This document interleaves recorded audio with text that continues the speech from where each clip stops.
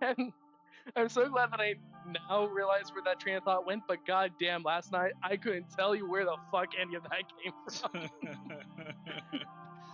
I liked it better when you had no idea, personally. That's fair, but especially for something like that where it was a genuine mystery to me of why the fuck that was there. Come on, gang, we've got a check. mystery to solve. The mystery of quickly trying to write something months ago and probably inebriated while doing so. Check. That was much better than last time Check. I heard Check. Check. You're Oh. definitely coming in much better for me. Check. Okay. Okay, now I can hear you. I'm aware that you're speaking, but and I know that you're saying check, but it's still wouldn't be loud enough to really hear and play. I'm going to turn Brooke down a little bit. Not because she's too loud, but because she's much louder than Agatha. Mhm. Same I'm gonna with try. Steven. Oh, I have Steven at like 200%. No wonder he's coming through so well. Oh. Well, I there think you go. you were really quiet one time, so I just had you at 200%. Or maybe I put you at 200% when you were DMing so I could hear you over our inane nonsense. I mean, fair. Oh, right, table flop. This isn't roll 20 anymore. Check. Okay, I'm in the yellow. Let's get a quick rundown. Dratari, give me a few seconds of amping. All right. This is where Brutari will normally be speaking. If she's really anime, she'll be up here. Or if she's a little bit more just kind of down to earth, she's going to be here. But yes, she's mostly going to be speaking right around here. Perfect, thanks. Let's The name is Alvin. get a few seconds to Stuntman.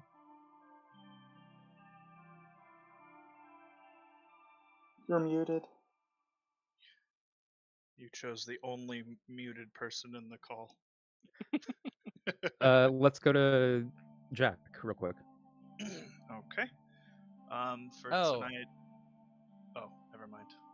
I just realized I had Agatha. I haven't heard Agatha this whole time for some reason. Because it 20%. switched. It switched. Okay, where I am and where the thing is. I used context clues to imagine someone might be talking to me.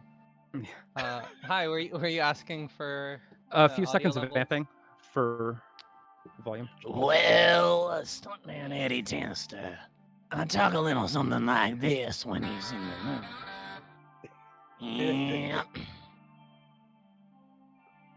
All right, that's good. You're well in the. Let's go back to Jack.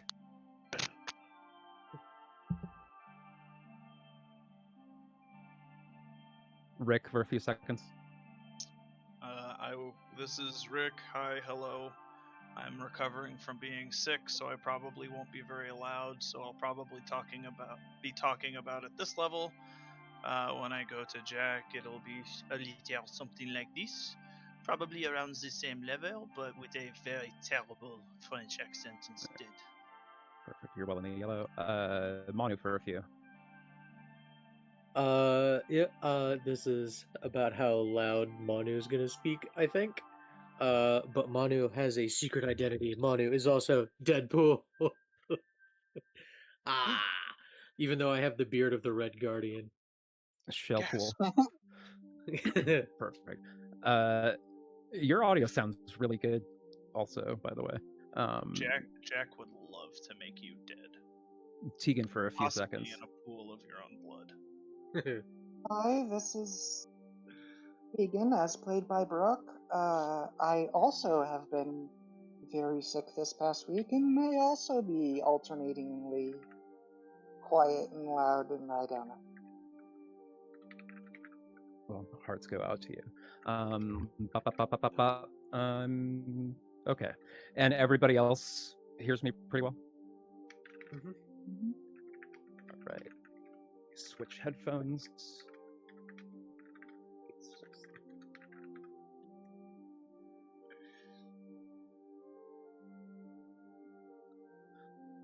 We ready to get into it? Yep. All right. Sure thing.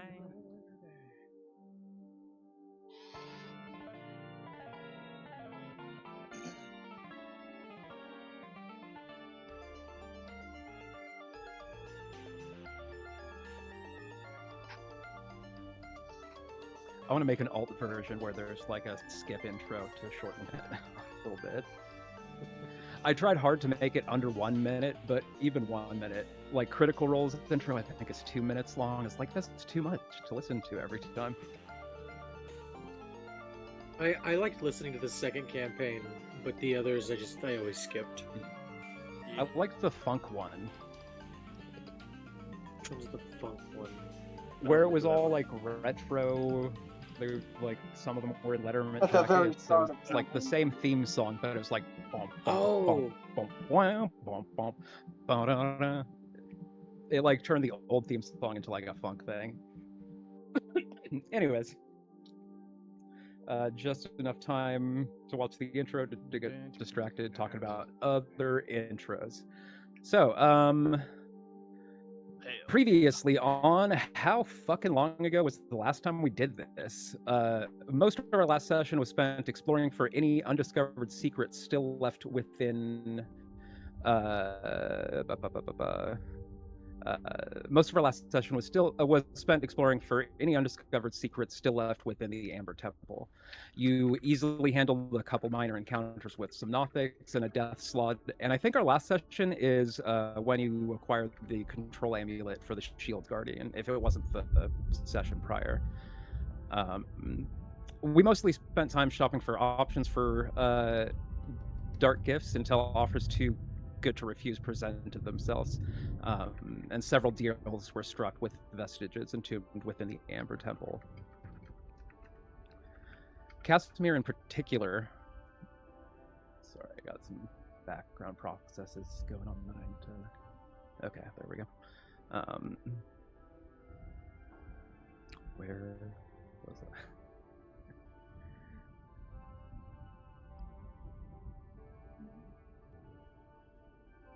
Okay, sorry. Casimir in particular was seeking the gifts of a specific vestige. He wandered ahead from the group and found what he was looking for. This is the cliffhanger we left off with last time. I'm going to take a shot at narrating that better here. While others in the party were preoccupied with prospects of new dark gifts, Jack noticed that Casimir had wandered off and went to go find him. Through a crack in a wall, Jack saw into a room that party hadn't been in yet. Casimir, there, hunched over a sarcophagus, eerily still, his hands white-knuckle gripping the amber. Seemingly in slow motion from the shadows came creeping 6 vampire spawn, unseen by Casimir. Jack calls out, alerting the rest of the party of the action, but Casimir remains unmoved as the vampires swarm for the attack. When suddenly, smoke erupts from the amber, enshrouding Casimir and the vampire spawn. There is a moment where the vampires pause, and it seems like Casimir might be safe from them, but it might seem to be more of a case of out of the frying pan and into where there is smoke. So it is time to roll initiative.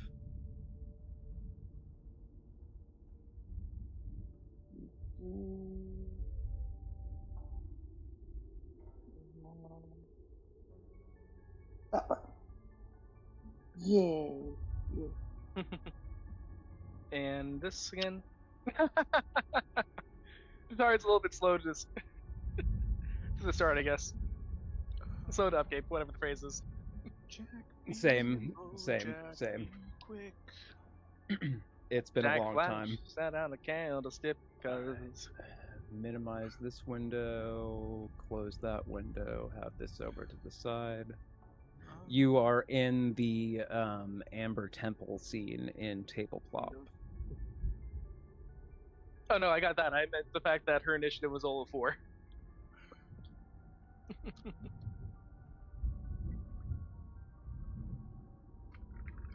gotta roll 2 initiatives here. Actually, yeah, do that. Okay, cool. That did just automatically go in there. Yay, sweet. It might have been a hot second since being in tabletop, so reminding myself of some of those things. Yeah. I'm struggling to remember whether did I roll IRL dice and just type it in this game, or did I roll on Roll20? I can't remember. Right, and also, Brooke has been running Esmeralda's stat block. I don't know if she still wants to, or if somebody wants a turn.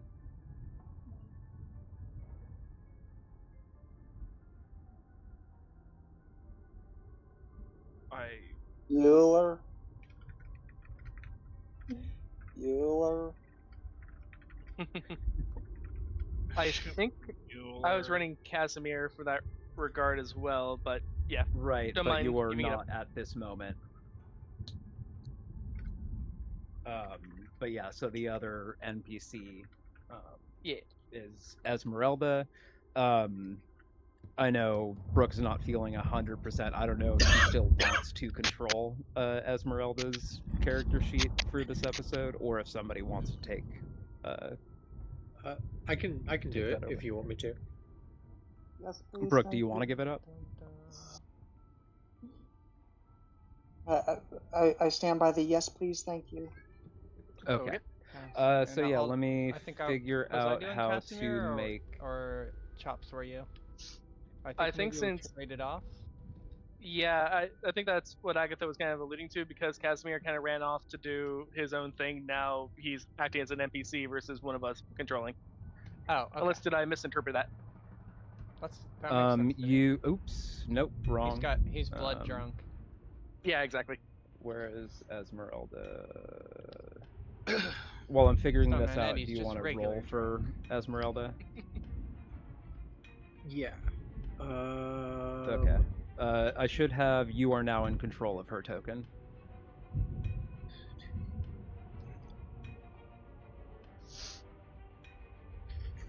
There we go. And yes, I am. Cool. Uh-oh. Connection. Yay, there we go. Oh, lost connection. Reconnect. Okay. And now I gotta figure out how to do this. So fog fills this room. Oh, okay. So I rolled a d20 IRL for my initiative and got a nat 20. If you'd prefer me rolling it in like digital dice or something, that's fine. I mean, take it. I'm rolling stuff. Like, I kind of, I just trust y'all. I don't care. Yeah, I'm not about fudging things. I prefer the story that comes from failing incessantly, like I always do. In that case, I rolled a 20. He said perhaps crying internally. Yeah, sure I think you're being bad, stuntman. Hell yeah. Alright, I actually rolled a 2. I got myself a 22 total, so just put that in there. And then Jack Jr. also 22. I was about to be really confused with a barbarian rolling a 2 with advantage, and then I remembered that you're like very, very split barbarian and Oh wait, do I have advantage? Is that a? You would if you were level 7 barbarian. Oh, I'm not. Oh no, yeah. Yeah. It took me a moment to remember that you're multi-class with a bunch of fighter, and it's like, how did a high-level barbarian roll really low initiative? And then I was like, oh yeah, because not just barbarian. Yeah. No. I mean, I definitely could reroll. I've got the skills to do it, but I'll save it for a backflip. Exactly. That's more important. Eddie did a flip. Do a flip. Somebody said my name. All right, Yeah, so looks is all initiative rolled? I believe so. I'll just do the text. All right. So it looks like Jack is up first. I'm Jack. Well, I'm reacquainting myself with what Jack can do.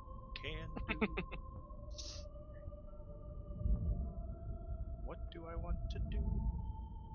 Do I want to do doobie doobie doo ba doo? I guess I'll just shoot a bitch, I guess.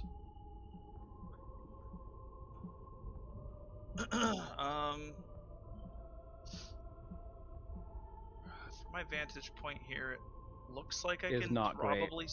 Yeah, could I see E from here though, like straight ahead? Yeah, I mean, I could say you could see all three of them, and even though the physics don't actually work with that geometry, I'll say you could also see Casimir. I'll say you only have a clear line of shot to the right wing. Okay, no worries. The three that are on the right side of the room. Yeah, I was just wanting to give the old hot shot at E. I'm glad to know that my X-ray vision is working very well. It's your Assassin's Creed Eagle Vision. Yeah. Go ahead and roll the hit. I rolled an 11 on die plus 10, I think. Yes, plus 10. So that'll be a 21 to hit. Oh yeah, that does it. Cool. And that's a cool 2 plus 6 for 8 damage. What type of damage, and remind me, is this like a magical attack or not? I'm shooting him with my light crossbow. It is magical because it's attuned with the repeating shot infusion. Mm-hmm. And it is still piercing damage. Piercing for how much? 8. And then I have another shot that I can shoot my second shot. Okay. And that's gonna be a 10 on die for a 20 to hit. Yeah, that'll do it. And that's a cool 7 damage. My damage dice were a 1 and a 2. Immediately punishing me for daring to hit my foe. How uncouth. Yeah. I was like, ooh, I'm Was that rolling. both your shots? Do you have any more? No, I don't have any more shots. I only have the 2. And then I'm going to send Jack Jr. up here. So the 2 shots you get through, these vampire spawn are now like enshrouded from smoke that came out of the sarcophagus that Casimir is in front of. Casimir is also kind of like form changed, smoky exterior. The shots you went through that you fired and hit your target with, it seemed to pass through like smoke. It seemed to have like a somewhat of a shredding effect, maybe because it was a magical attack, but it was like firing an arrow through a couple layers of cheesecloth. Sick. Which is code for it was resistant to piercing damage. I'm pretty dumb, but I picked up on that one. Sort of. I think Casimir's shadow form looks like if Vash the Stampede made a guest appearance in Bloodborne.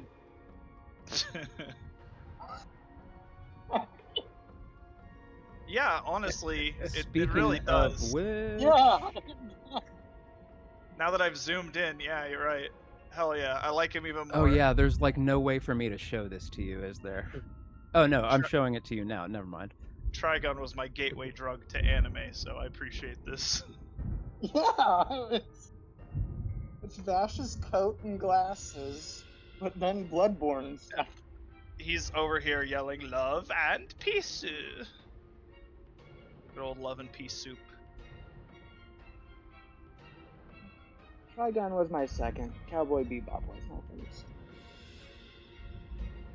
All right. You did movement for Jack Jr. Was there anything else during your turn? Nope. I mean, I guess I could actually have Jack Jr. move up and use my bonus action to command him to attack. That's probably a better choice than just clogging the way.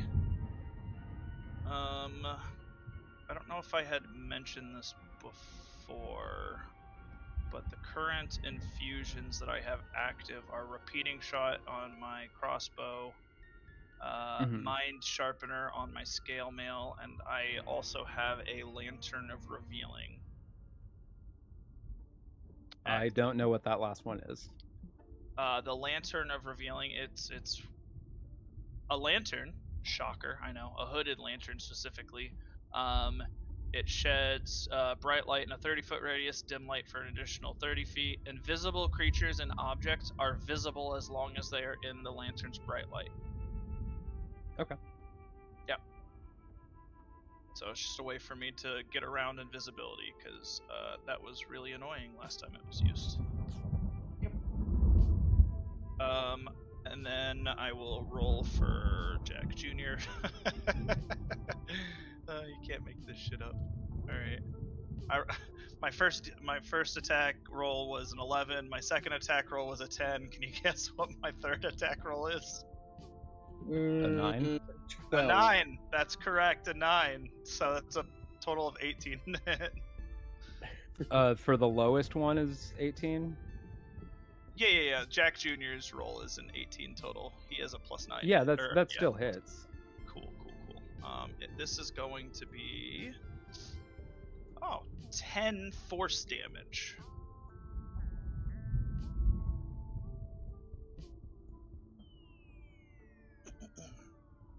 Okay, so Jack Jr. kind of reaches out and like kind of a concussive from the palms burst like gets through, and it seems to give the form a bit less heft for a moment, which is code for it wasn't resistant to that. It took full damage from that.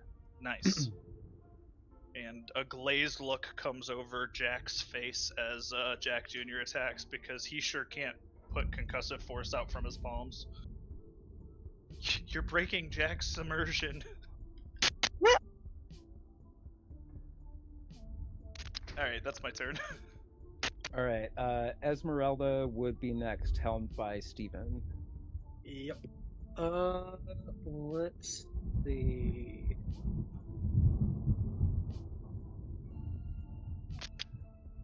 I just spent the last half hour or so waiting for my oven to heat up, only to walk over to it and realize I never turned it on. So that's cool. Yeah, I've done that recently. My brain is perfectly functional and great, especially without my seizure medication. Let's go.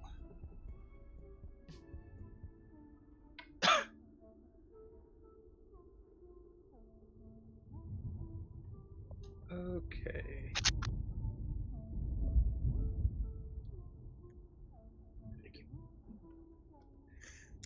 Let's see. Yeah.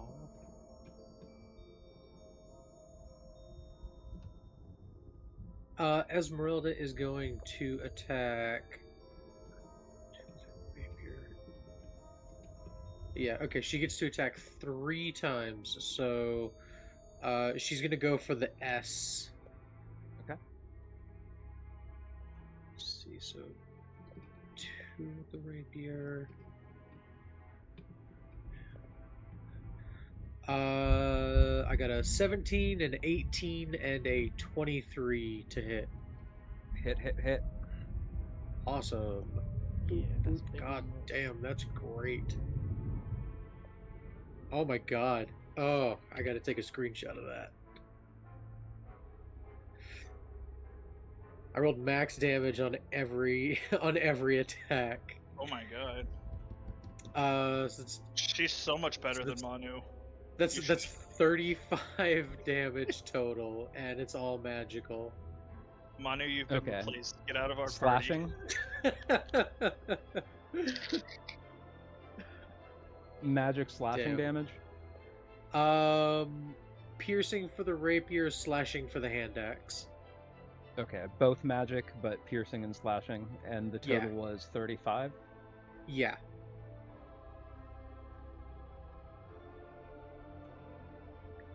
Half of that's 18, right? Mm-hmm. And half of 35 rounded up is 18, right? Yeah. And that'll be all for her turn. So yeah, the 3 quick strikes with her rapier, and I forget what the other sword type instrument was. Looks like it was a hand axe. Seems to also be swishing through somewhere on the spectrum between smoke and lacy silk, like kind of this like polymerized smoke material that's around them. It seems to again be code for they're a little resistant to that. But that's a hell of a damage roll from you. Yeah, I know. We'll never do that again. I too know what it is to be on the spectrum and therefore have to go right through me. Yeah.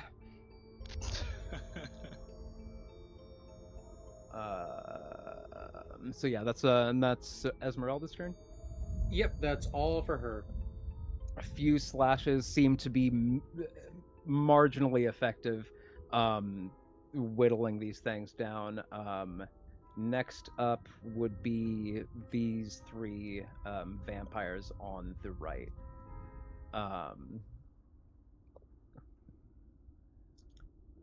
They are going to crowd the entrance here. And where is the proper attack thing? Is it this one? No, it's not that one. So sorry about this.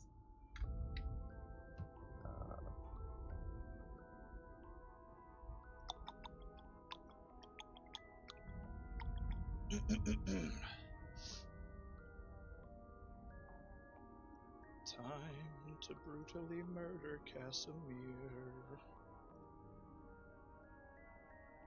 Okay, here it is. Wait, what's my alignment again?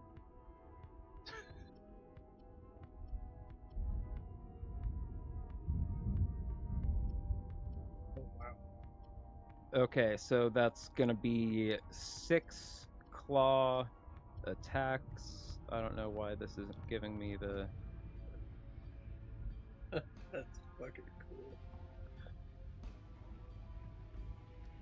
cool. The first 3 will be going at Esmeralda. The second 3 will be going at Jack Jr. Oh no, Jack Jr. 7 to hit, 25 to hit, and 11 to hit against Esmeralda.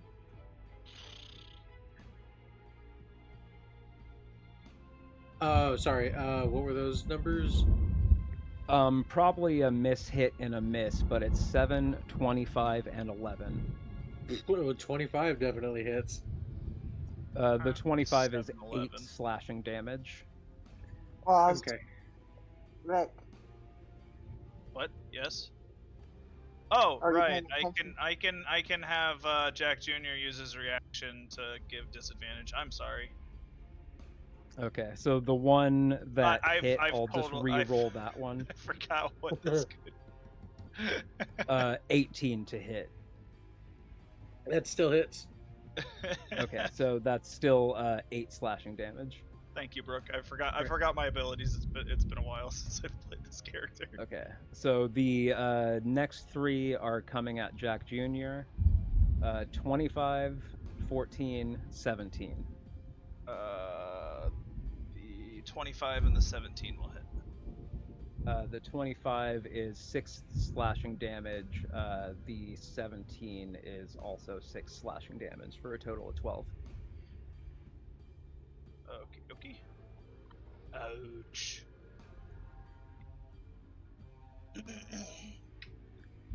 So they are kind of jostling themselves per position around here, like kind of making a bottleneck and like swarming on these two. That, I believe, is going to be their turn. Next on the initiative is Tegan.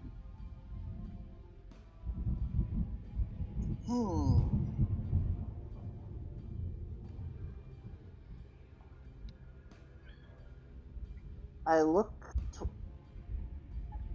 So while this entire area is foggy, would you say I'd be able to actually see behind where E is, despite the fogginess?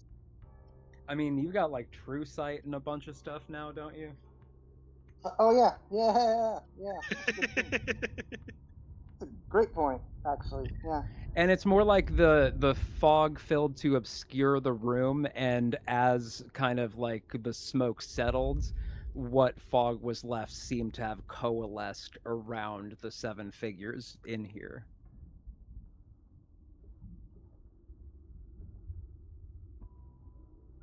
So it would be visible to anybody, even without. It's not. Okay. The room is not obscured. Well, what I am going to do is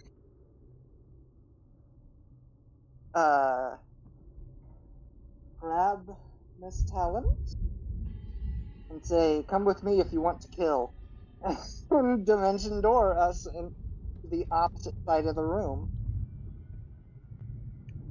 so that I'm here and Dratari would still be to my left.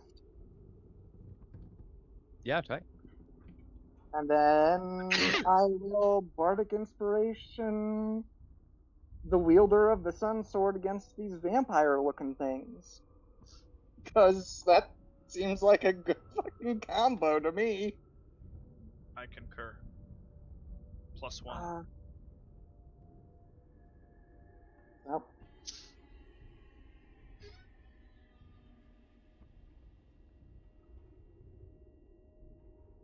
And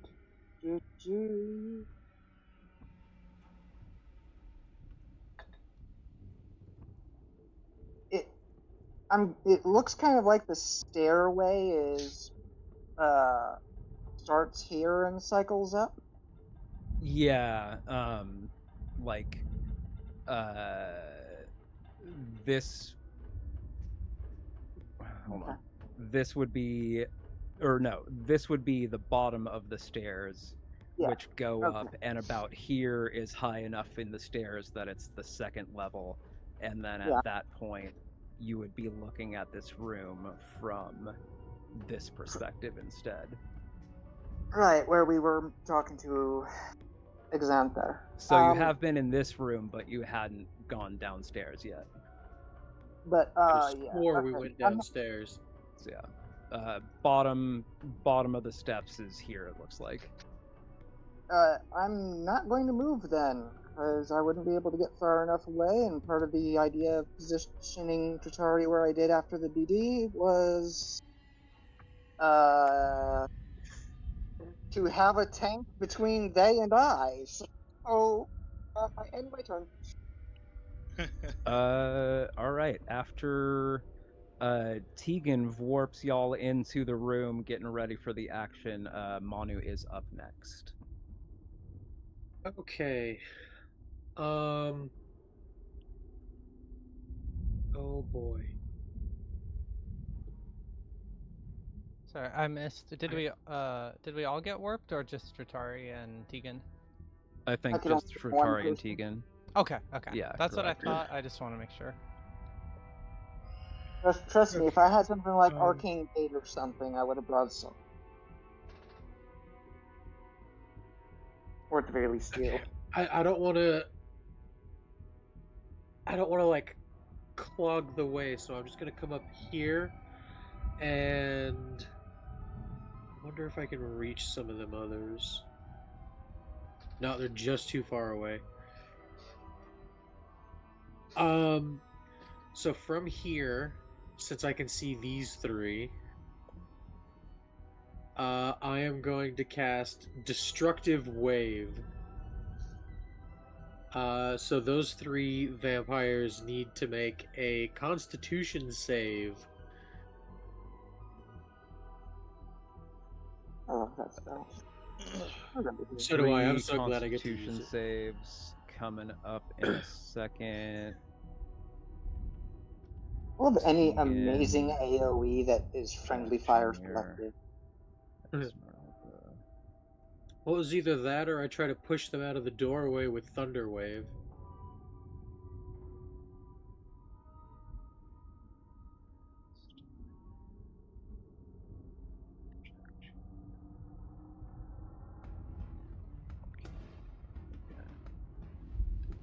One, two, three, four, five, 6.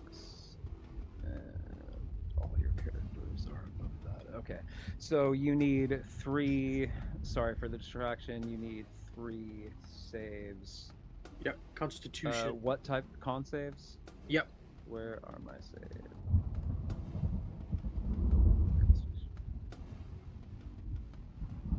16, 22, 16.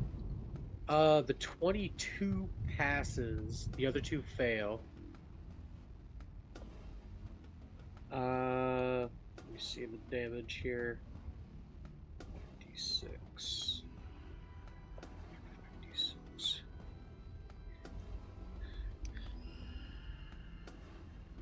And remind me where this was located. Which was it? The 3 on the left. No, it's the 3 here. Okay, the 3 there. Silvery Barb's the one that succeeded. Okay, make me re-roll the 22. Yep. 21. Damn it. And Zatari, you're going to get advantage on the next thing you do. Alright, so...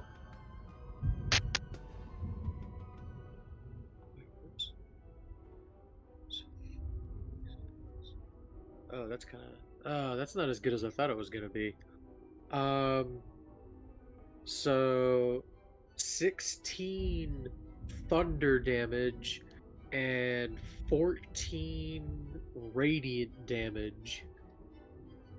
And the ones that failed are knocked prone. Okay, where are we? 16 plus 14? Yep.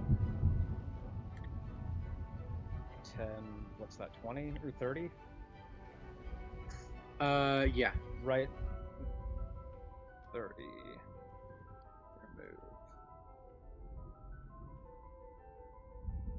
30. Remove. And then half to the one that saved? Yes. 15. Remove. And the 2 that failed manage conditions, did you say prone? Yep, they are knocked prone.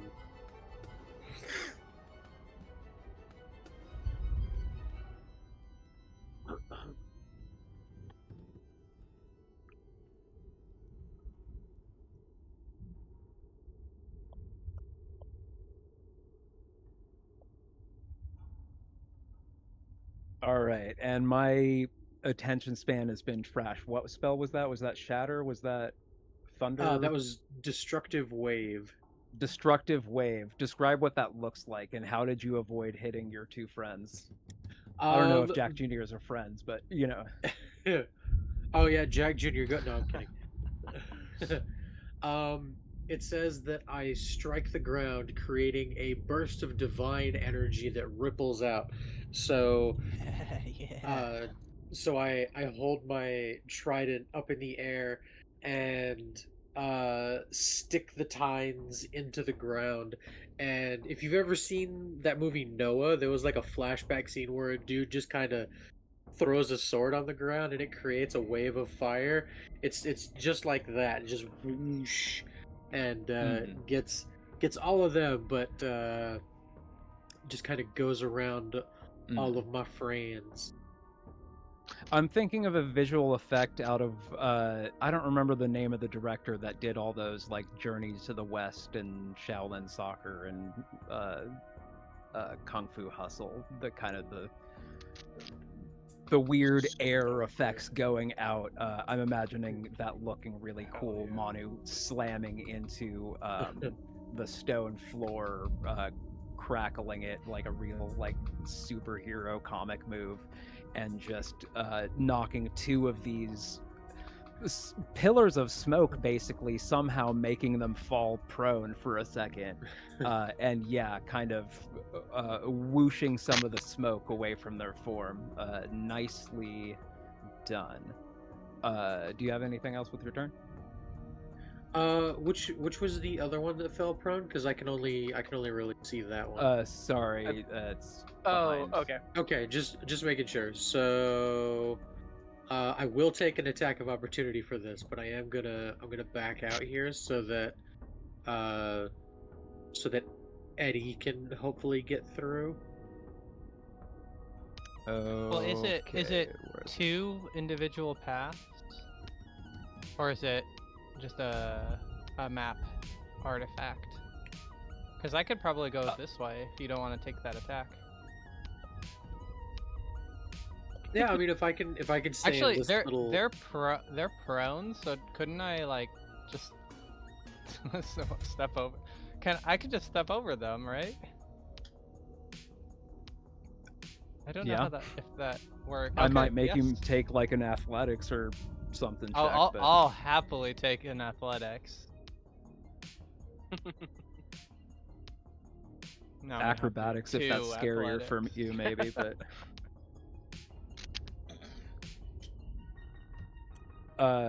So Manu, you were taking an opportunity attack from disengaging, or no? You may or may not be frozen. Yeah. I think Manu's PC took an opportunity attack. Against him. Take this opportunity to fix my shitty chair. It's giving me a chance to grab some coffee, so I'm more than willing on that one. Incidentally, I don't have to pee right now, which is unusual.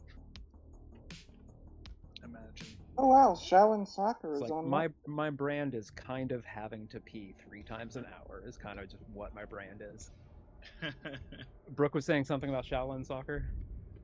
It's on Netflix. I didn't realize any of Is that. it? Oh. It looks like most of the Stephen Chow movies are. Stephen Chow, yeah. Those are really good. I put it in the Kung Fu Hustle. Yeah.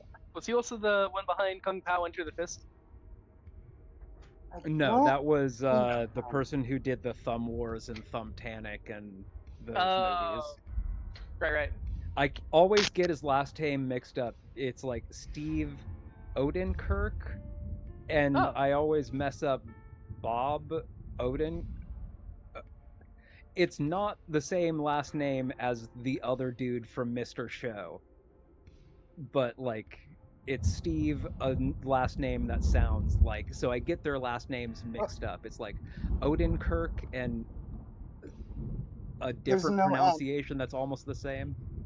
Yeah, Odenkirk? because there is a Bob Odenkirk, and he's known for playing Saul in Breaking Bad / Better Call Saul. Yeah, sure, but not me. I know him as the other guy in Mr. Show. I don't know what Mr. Show is, so yeah. That's old, that's fine. I'm pushing 40. And I feel like that was also for people a little bit older than me, too. It's like, I feel like I was middle school or elementary when that was new, and that was more junior high and high school kids were more their speed. Yeah. How old are you? I turned 38 last month. I'm pushing 40. child. Well, happy Huh? late birthday. I said Yeah, silent child.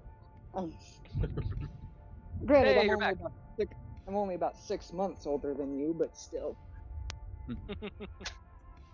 I turned 38 in February. Yeah, we getting up there. But also, I if you turned go 34 back this to the summer. 90s and look at pictures of people who were 33 40, this summer. they looked so much older than we do now. I mean, Yeah, I've like always shit.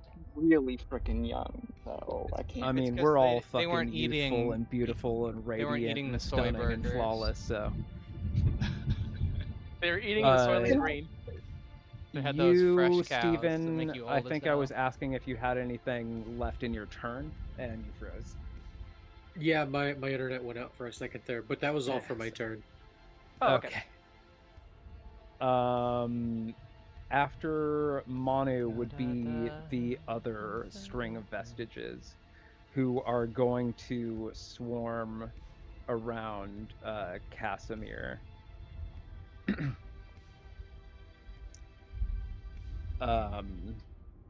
And you notice, anybody in this room now notice that, like, since the beginning of round 1, this kind of possessed form of Casimir has been just slamming himself against this, like, kind of just beating his body against the rock. Now on these other 3 vestigial possessed vampire spawns turn, they're swarming around it, and they seem to be sort of tapping in and, like, siphoning more smoke, kind of getting the smoke that is leaking out of this this husk of amber and just, like, vacuuming it out, just, like, pulling it out. So that is what all 3 of them are doing with their actions, as Casimir is just seeming to, you know, bludgeon his own body to death by dashing it against this big hunk of amber while being surrounded by these vampires who are sort of protecting him, shielding him, and sort of assisting and sort of trying to pull the smoke from this amber. And that is all 3 of their turns. Next up is Dratari. Shoot, I was gonna go for the prone, but nah. I gotta make a note of that. That's 3. You know what? Might as well take care of the ones that we can deal with first, and then try to gang up on the last 3. I mean, for what it's worth, your first attack is going to have advantage anyway, because my silvery barbs is on you. Oh, true.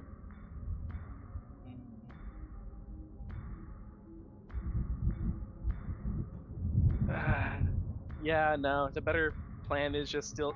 Wait, what am I talking about? I'm playing Jatari. I don't need to worry about actually doing a good plan.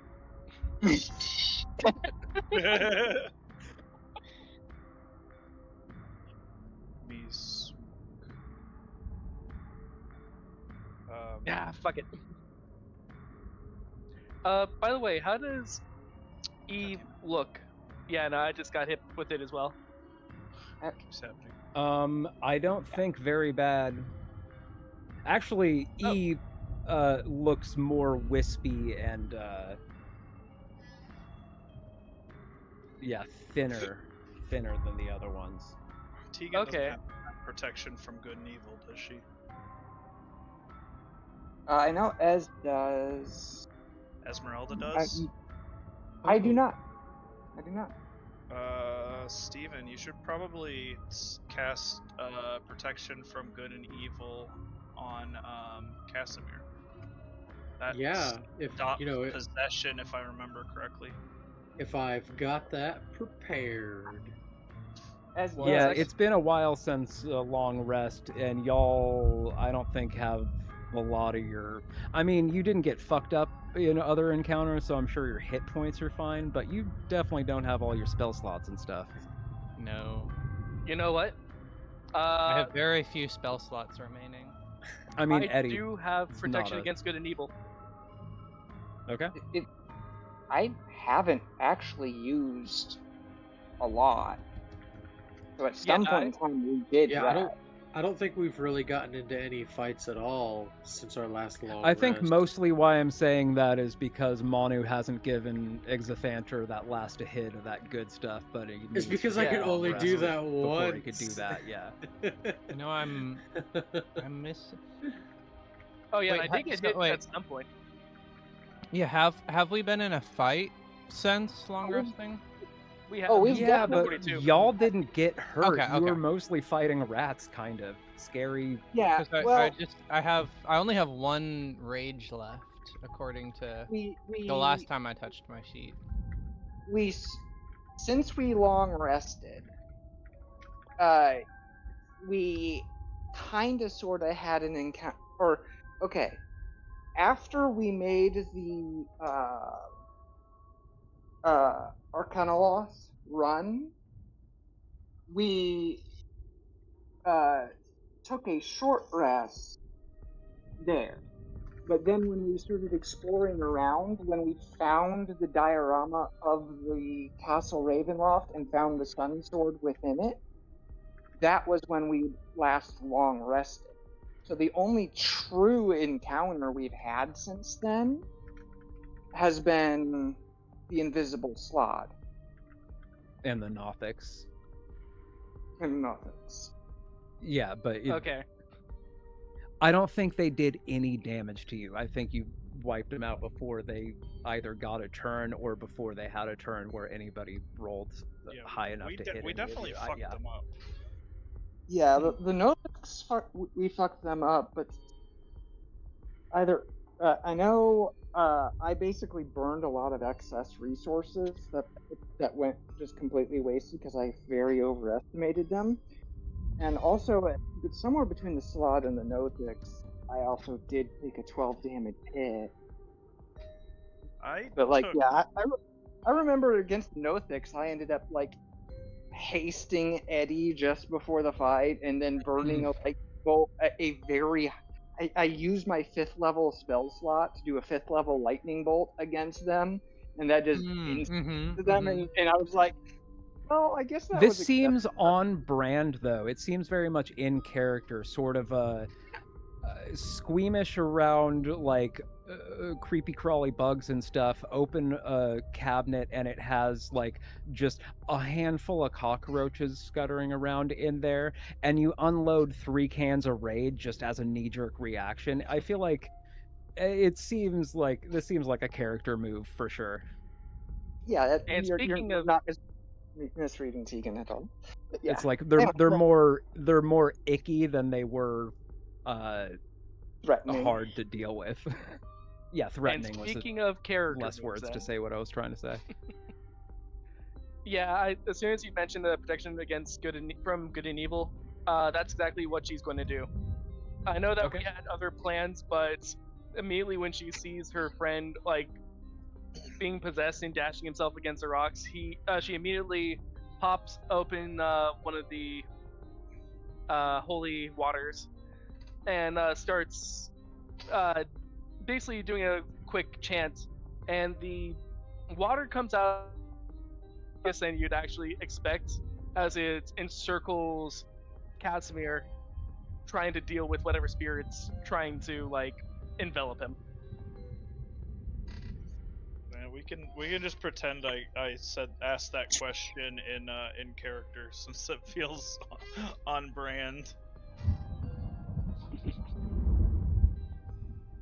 I just forgot to ask in character with my bad French accent. No, you're good. And it actually, just to play into it a little bit more, immediately after being transported, she already had the phrase ready of she was about to go and just backstab one of the people lying down with a Nisi personas pueri, until then realizing, oh shit, friend is in trouble. Go save friend. Calling Casimir your friend is... if it was any of us other than Dratari, I would really question it. But it is Dratari. Manu kind of... I have met to this person, and it wasn't immediately hostile, therefore we are friends. He's So, willing to hang out Dratari. with us and chill. We're friends. The That or Natari is the magical girl. You are my friend, or I will make you be my friend with violence. With the She is violence. Goku. She is Goku. I can't Sorry, wait for go her ahead. to go through her magical girl transformation. You mean being Wait, she real already life? did. She already did. Yeah. She died and came back. That was her Exactly. magical girl transformation. Batgirl. Anyway, sorry, Agatha, go ahead.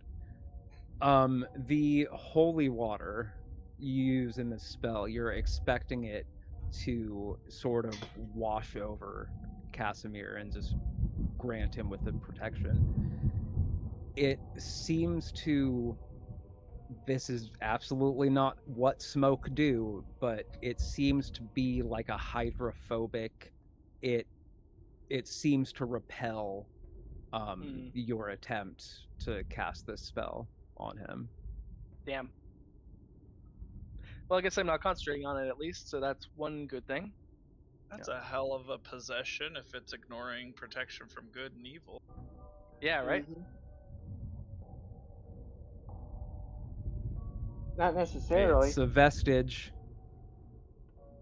because here's It's not the a issue. ghost or ghoul or goblin. It's a vestige. It's a dark power. Yeah, but Oh, there no, is I'm not questioning you, but yeah. there is the other part, y'all. You can end the possession with that spell if the person being possessed lets the spell work. And Casimir was looking for this for a reason. True. Oh, now that's even more sad. Fair Yep. points. That's how I read the situation. Oh, no, you're fine. Yeah, No, that's also very, very accurate, I would say. Thanks, I hate it. Yeah. Looking forward to space adventures after this. Yeah. Oh no, there's space rats. Space rats, So- yeah. So, I need to figure out who I'm gonna play in Space Adventures. I already have a good idea, but just to finish up my round,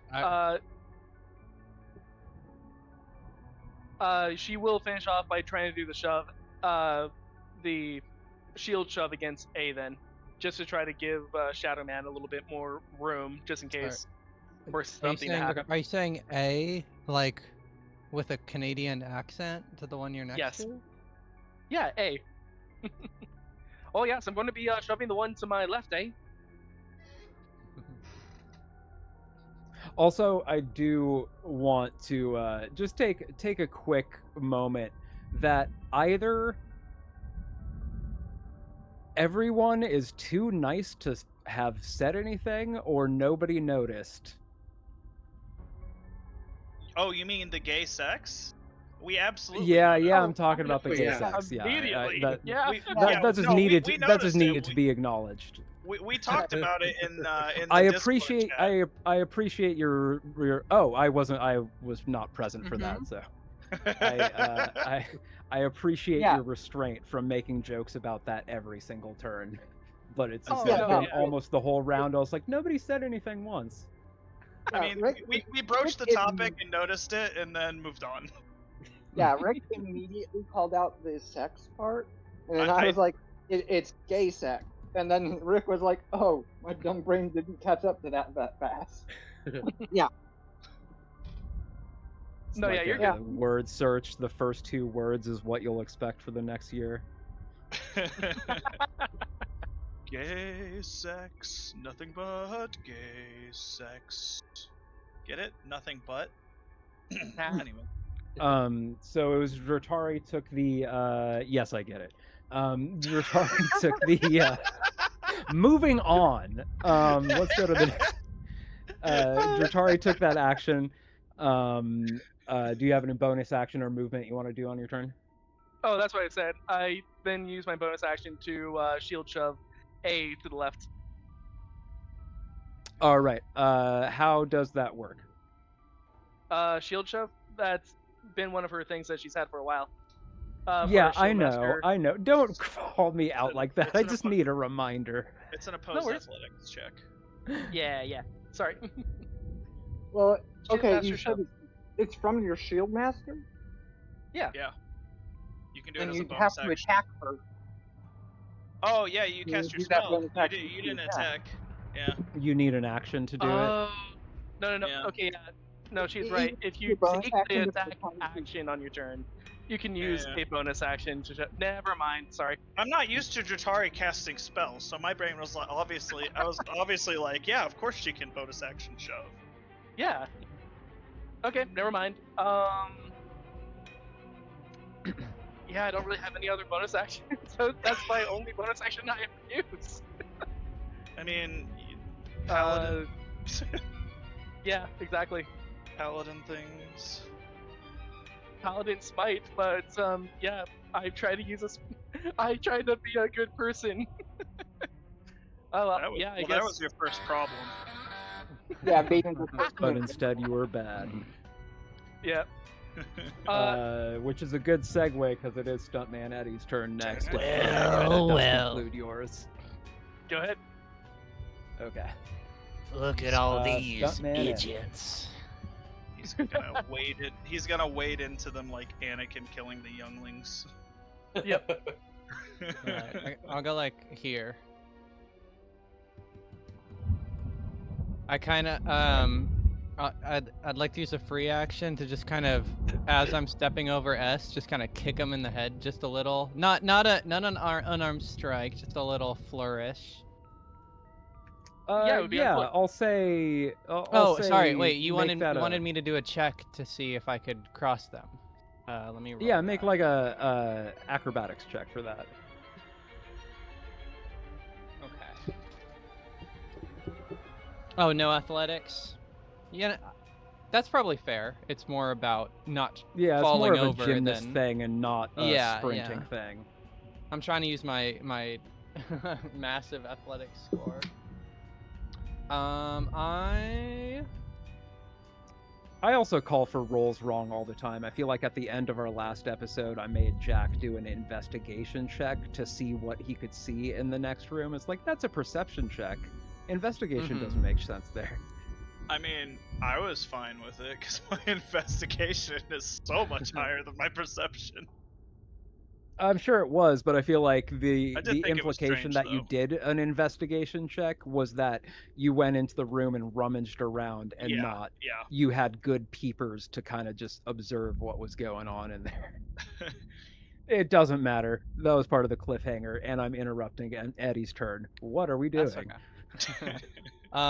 So I didn't roll great, so I'm gonna use knowledge from a past life to add a d6 to my ability check. Vroom, vroom, vroom.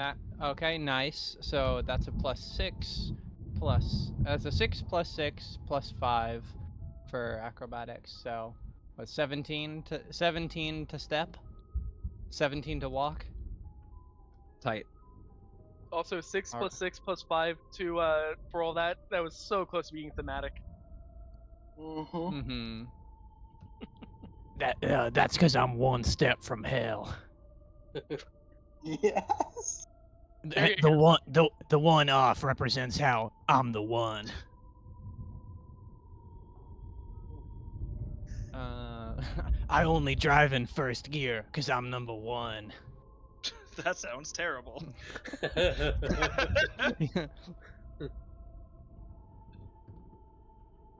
All right, let's 777 because I'm tilted all the time.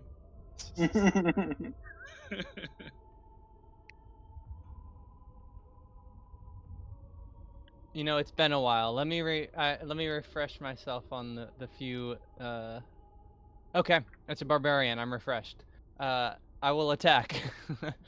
No, I'm gonna do Attack a away. reckless attack with advantage, and then I'm going to use Great Weapon Mastery. So -5 on the attack roll, +10 damage if I hit.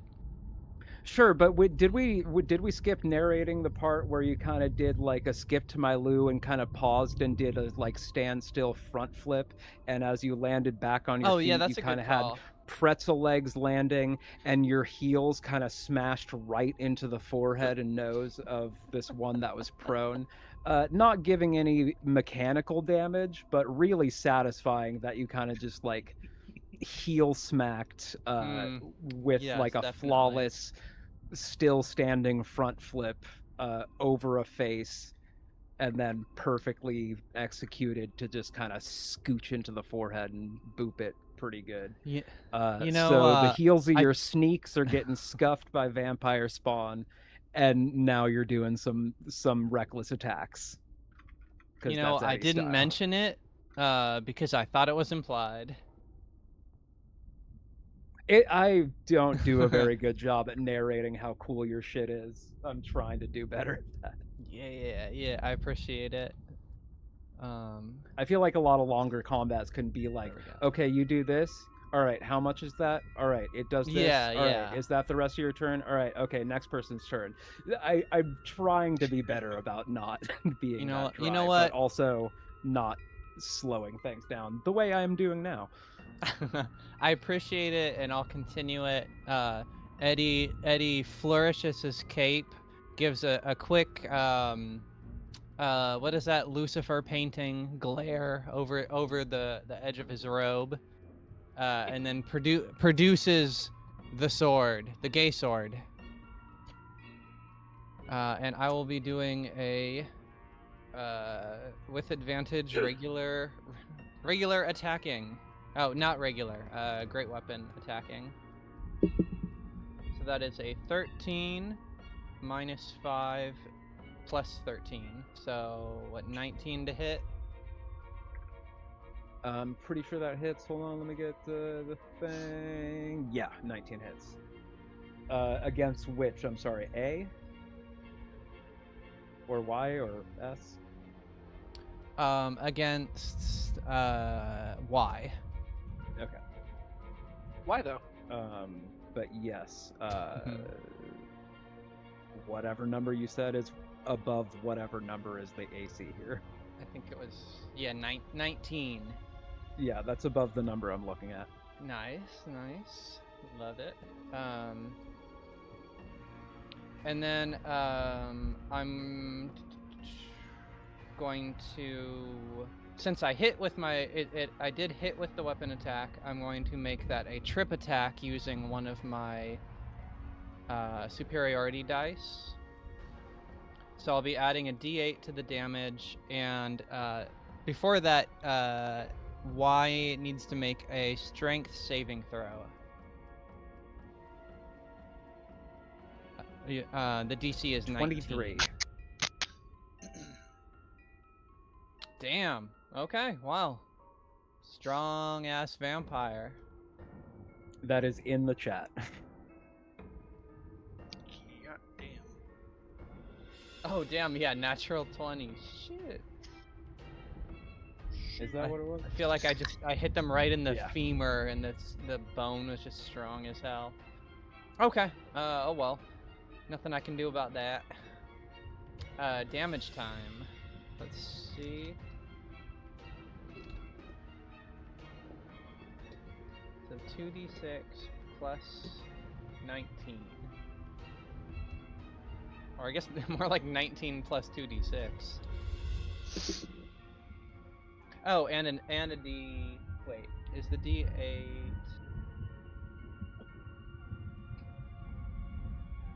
Oh, the damage. The trip attack damage is irrelevant to whether they pass or fail the trip, because it's still a hit.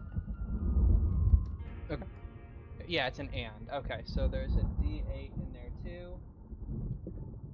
So that's 19 plus 5 plus 5 plus 2, so 31 slashing damage. Is it magical? Yes, it is. That's the gay sword? Yeah, the Vladimir's Great Sword of the Silver Dragon plus 2. But it is slashing 31? It is slashing for 31, yes. God damn. 16. Half of the 31 is 16, right? It's like a martial character or something. So yeah, you slice through, and it does affect this smoky form more than you would expect.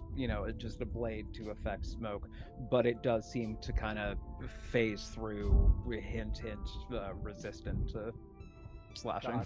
Got you. Well, in that, I think that means I have to hit it even harder. With the second attack. One could only reason that way.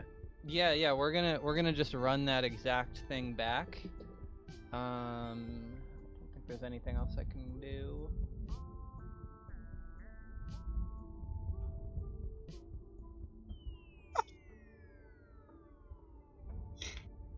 Yeah, let's just do the same thing again. No trip attack this time though. Let's Yeah, take 2 on that. We'll save that last one.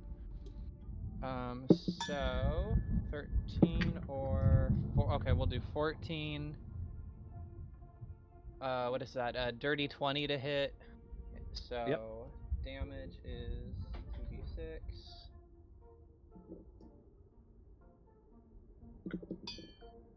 So that is 6 plus 19, so 25 slashing damage. 13 is half of that? No, not 113. Ah, damn.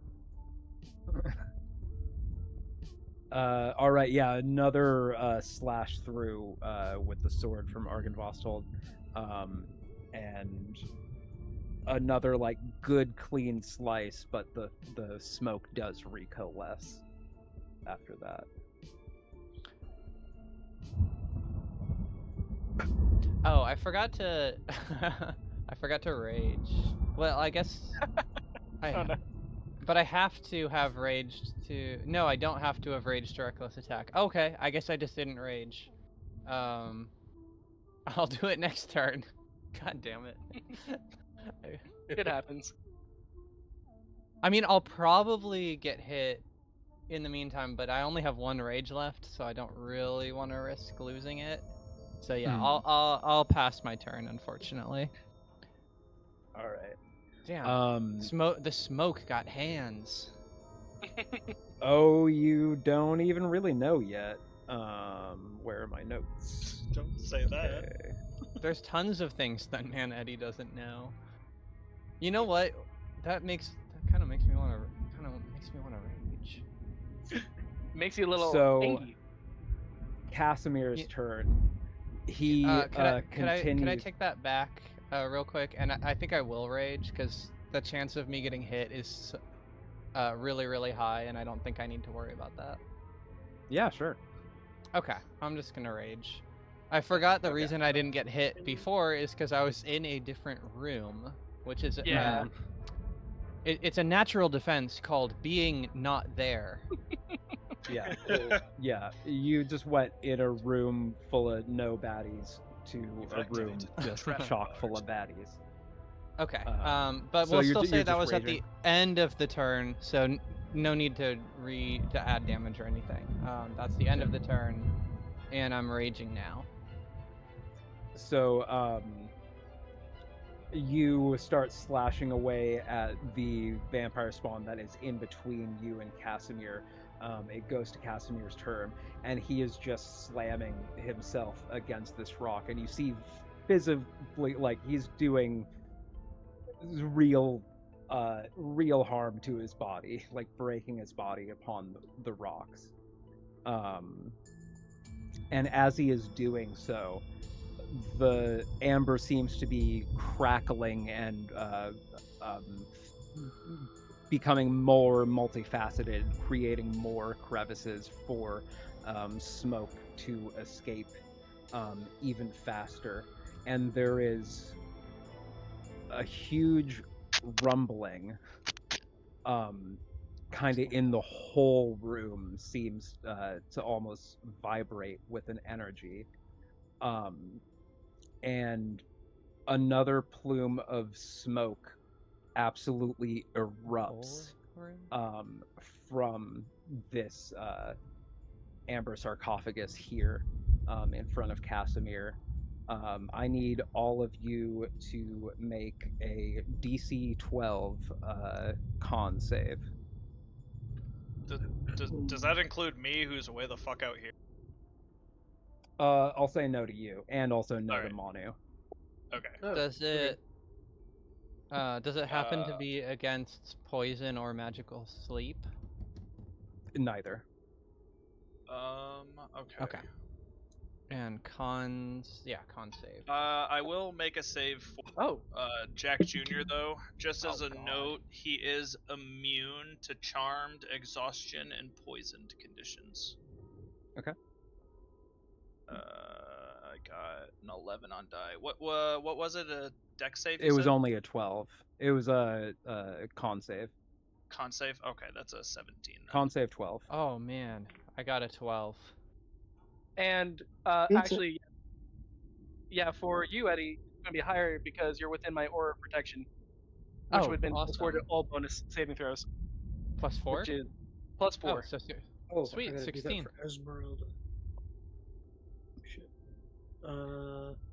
And for me, it's 15.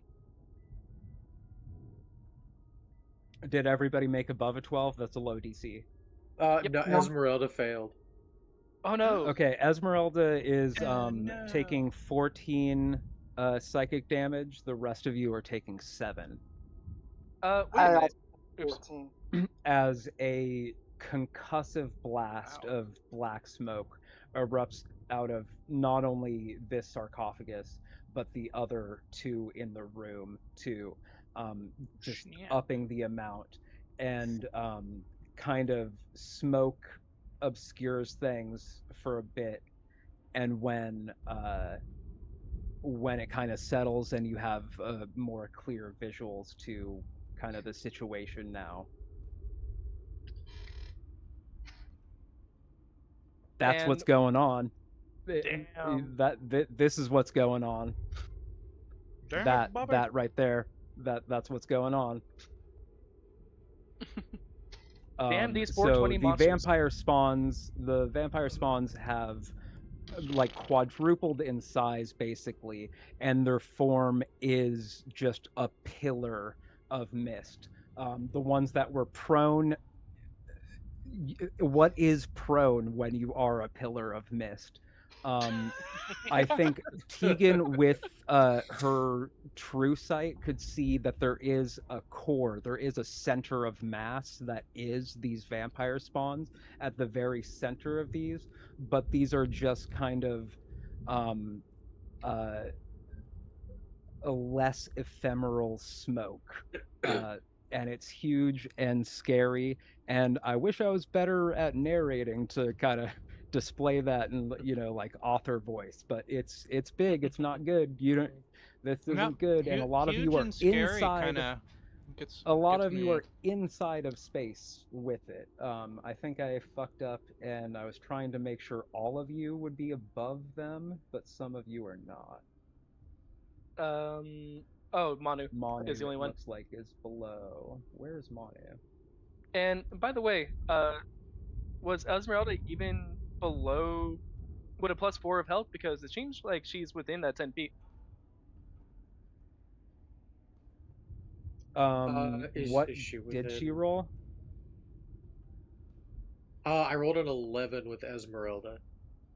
So yeah, and the she +4 would have made it. had a +4. Yeah, the DC was 12, so you could take Esmeralda's damage from, instead of taking 14, take 7.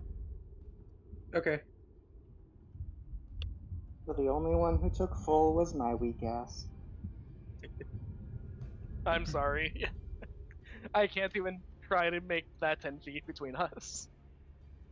Well, no, because you laughed at me. You see how you are?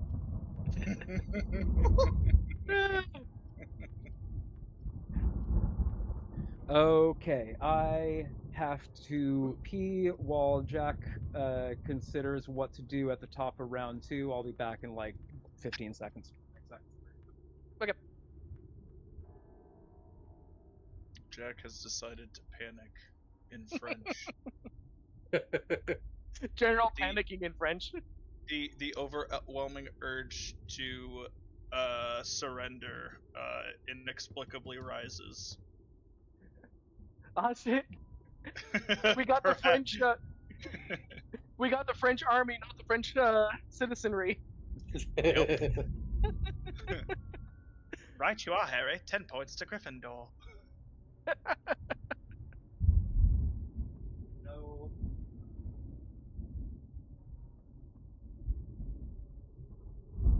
Ah, the French. All right, what are we only doing in one- this fucked up situation at the top of round 2? Smokable. Surrendering. No. Panicking in French. Okay, well, Jack is significantly less confident that his arrows will have much of any effect.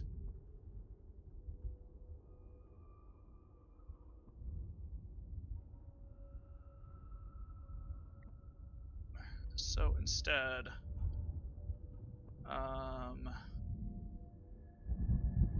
just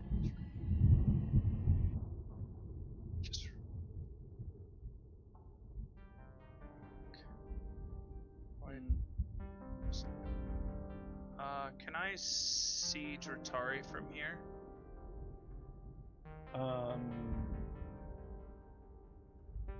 Yeah, sure. Cool. Jack is going to step up, yell out to Dratari. Shit! Use y'all sun sword and fuck them up! And then he's going to cast haste on Dratari and step back to a safe distance. That is fair. Use your lightsaber on them, Dratari, quick! With my bonus action, Jack is going to yell to Jack Jr. Don't die! You got this, little.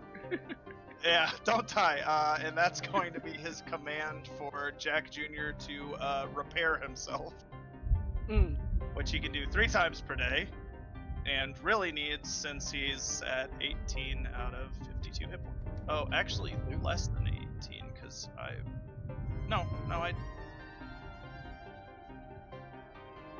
did have him take the psychic damage. Okay, yeah, he's at 18. So I'll go ahead and roll 2d8 plus 4. Okay, an 8 is a good sign. And we've balanced it out with a 1. So he's going to regain 13 hit points. Alright. And does he want or need to move? Can he move over in between the two, kind of like in the middle of everybody without getting opportunity attacked? I don't think he's leaving the threatened square of anybody. Yeah, you can move through them. Cool. Move kind of like here-ish, so I can have him use deflecting on any of the 3 allies around him. Yeah, that makes sense. And that'll be my turn. Panic and making Dratari better at hopefully killing things. Now that we know that trying to protect our friend is not going to work. Save us, Dratari 1 Kenobi. You're our only hope. So that's both turns. Yeah, that's Jack and Jack Jr. I used everything for both of them. All right, kind of just positioning action, getting yourself ready to kind of for when shit goes down. You're kind of hunkering down, kind of digging in the trenches to get set up right. After that, it is Esmeralda's go.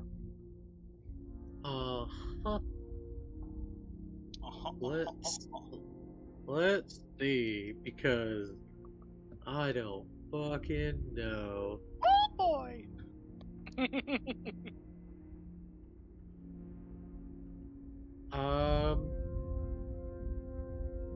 I think she's going to move this way. I'll position her like right there. And I don't know how many attacks of opportunity that would be. I'm in danger. Seems to not be. There's no attacks of opportunity from that? Strangely enough, no. Okay, so in an attempt to try and harm some of these things, she is going to cast Lightning Bolt. Wow. So let's see. I guess that would be all the one, like, I don't know, maybe one or two of them, and Casimir here. Because that's who would be in the spell. Well, you can either get all Or three making- sexed or all three gay if you're going. Yeah, Ass. I'm not super sure. I think I can get Gay plus Casimir. So if I can do that, then that's what I'm gonna do.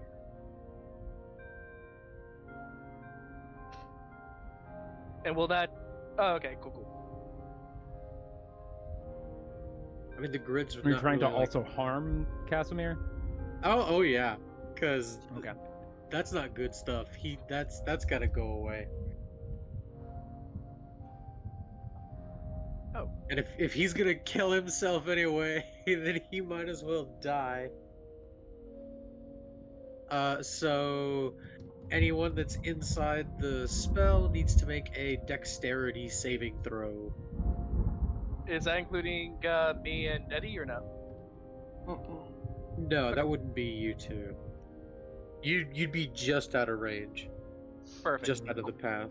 Maybe I'll do a flip anyway. Do a flip. I'll just do a check. Now, let me just do a 12, quick check. For no 13, reason. and 19 from Nice. the 3 smoke figures, and 13 from Casimir. Alright, the one that rolled a 19 passes. The other 3 fail.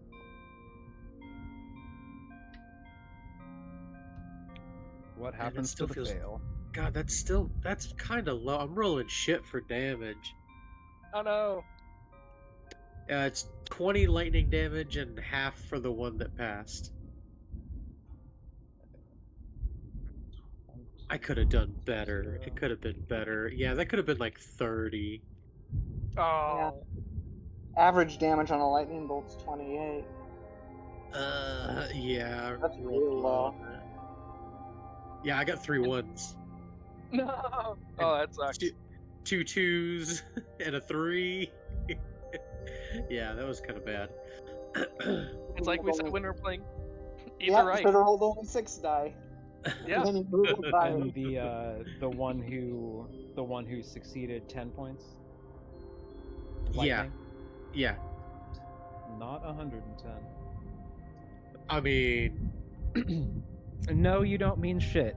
So you just crackle down with lightning, just like kind of it kind of has a really cool visual effect of like light kind of popping off, almost like seeing thunder clouds from kind of a high up vantage, just seeing the lights kind of erupt inside this kind of stormy area, and it does kind of you've got kind of something reminiscent of like a burnt hair smell that lets you know that there was the effect you were looking for. It was an unsuccessful attack from Esmeralda.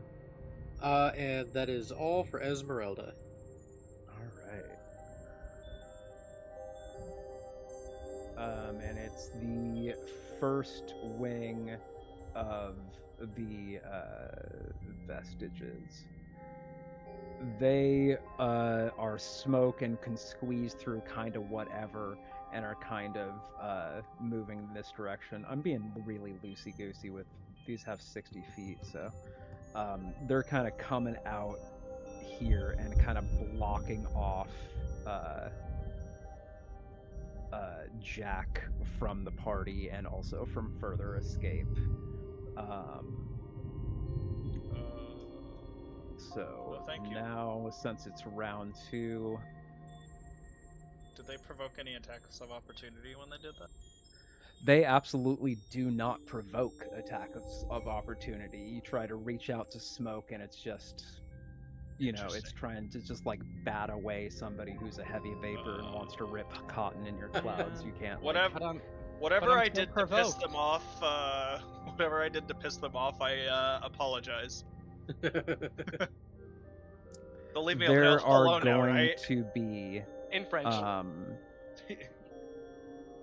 In whatever there are language they'd going like to hear it in. be 2 claw attacks against Manu and 4 claw attacks against Jack, as Oh, the no. range of this thing, let me select this, here we go.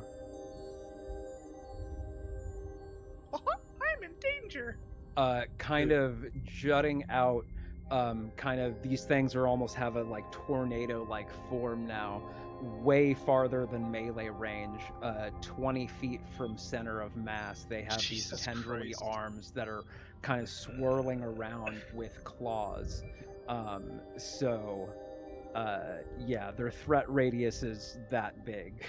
Sick. So I'm going 0 to out of 10 is what I would move rate this over here and make it public. So if y'all need to move that to see what their threat radius is, you can. Is this battle difficult? I'm sorry, what? Oh, I'm just Says realizing Deadlock. this might be slightly hard. Impossible. Yeah, I mean, They're starting to look. so Starting to look a little scarier. Oh, that is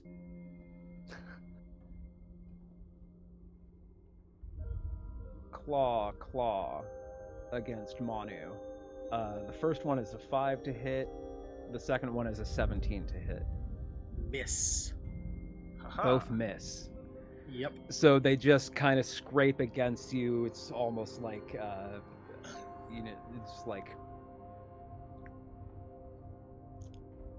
action movie, glass cuts the cheek type of thing, but mechanically not taking any damage. But you are aware that these things have threats even outside of their physical form. You cannot So hit our that's the cleric in a 2. half shell. That's the 2 that are going at you. There's 4 that are going at Jack. A 10 and a 21. Can I convince them to continue attacking the turtle? No, Roll for because a persuasion. Look me in the 21 face. would hit me. Hang on, let me persuade him real quick. Your camera I isn't roll- on. Look me in the eye. Tell me how you plan on doing that. I'm looking you in the eye as hard as I can right now. I'm actually And the second hurting my part, how eyes right do you plan that? And in any case, I shield, so neither of them hit. I gave you the chance. My armor class is now but 23. That's just the first 2. The second Yeah. 2. Buttons. Buttons. Uh, There's them everywhere. A 6 and a 4. Good time to put that shield up, huh? Yeah, no. Jack may have but- been a little panicked. That is their turn. Tegan is up next. Oh, Jack. I still think I did the right play because I do not want my hit point maximum reduced. Yeah, Jack did something to boost Dratari, and I've already forgotten what that was. I hasted her. Hmm? I hasted her. Oh, okay. Haste. Well. Get enough haste. They don't love me like I love you. That's not at all the song that I was referencing. Oh. I'll allow it though. Okay, so first level is this person, this person, and this person. Second level. Third level. 4th level.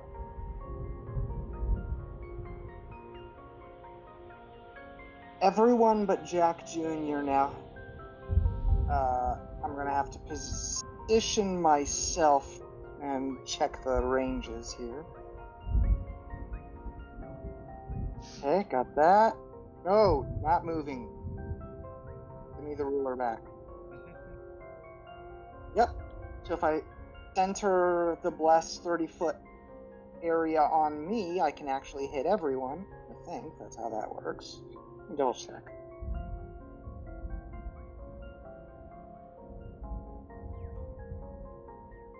I'm sorry, how did that suddenly... Range is 30 foot. Yep. This suddenly moved over here. It was like here, right? I can't hear whatever's mumbled. Yeah, you're Yeah. really quiet again. Sorry, one of the tokens had moved. I was just... This was where it was, right? Mm-hmm. Yeah, sorry. But So yeah, you were setting up a that looks radius right. for blessing most of the party or all of the party? Well, no, I moved down so that everyone would be in range, and I cast Bless at 4th level so that it's on everyone but Jack Jr. Yay. And that was 25 feet of my movement, so I'm just going to move over there. And down. Wrong tab. Oh,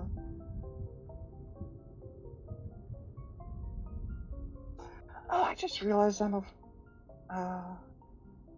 remembered my class abilities.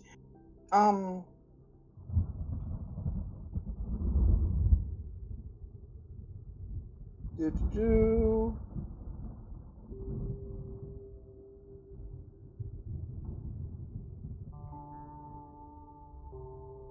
Yeah, that's... And Jatari didn't use my Bardic Inspiration. Not yet, no. So I'm going to put Bardic on Eddie. Speaking of which, I should give myself a little totem to remind myself that I have that. Well, at this point in time, you have Bardic, Blessed, and Hate. Yep. So... Hopefully I'll be able to hit something. You said you didn't bless Jack Jr., right? Correct. Did. It's the only person I couldn't. Okay. As so Jack, you got Jack. Yeah. Okay, cool. Yeah, Jack and Esmeralda. Thank you for that. Yeah. For the bard.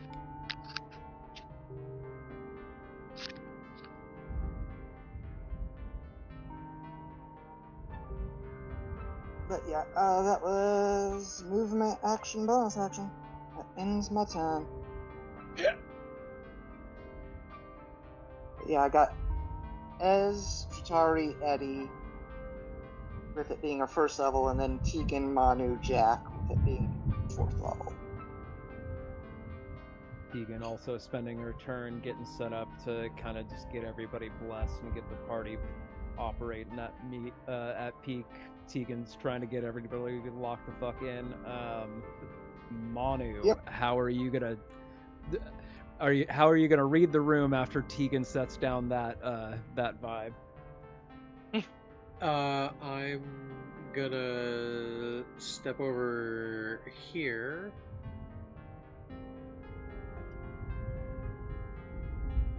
Boop. And I can get 2 of them and possibly Casimir. But I am going to cast Spirit Guardians at level 4. What does that do?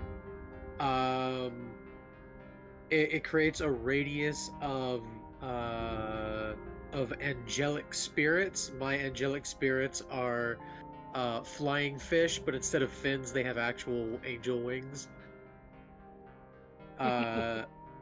And I designate people to not be affected, so all my friends are unaffected.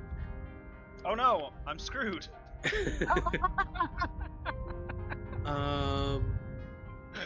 When a creature enters the area for the first time on a turn or starts its turn there, it's got to make a wisdom save.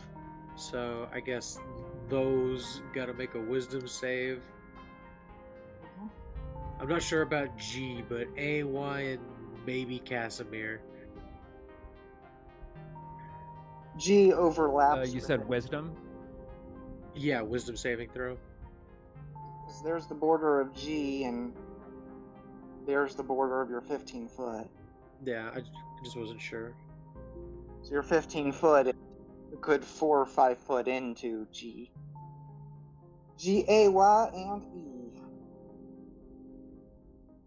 That's gay with an extra letter. 14. That's gay in Renaissance. And 4 Yeah. from the 2 smoke monsters, and then 19 from Casimir. Marvin gay. There you go. Right then.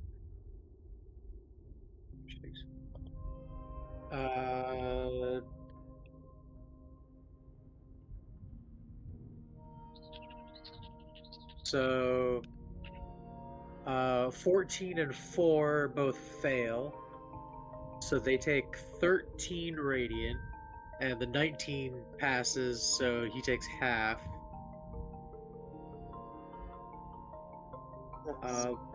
But I am then gonna... I'm gonna come down the passageway.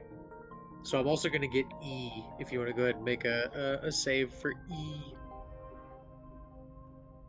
Wisdom? Yep. Okay, the 13 15. radiant to E.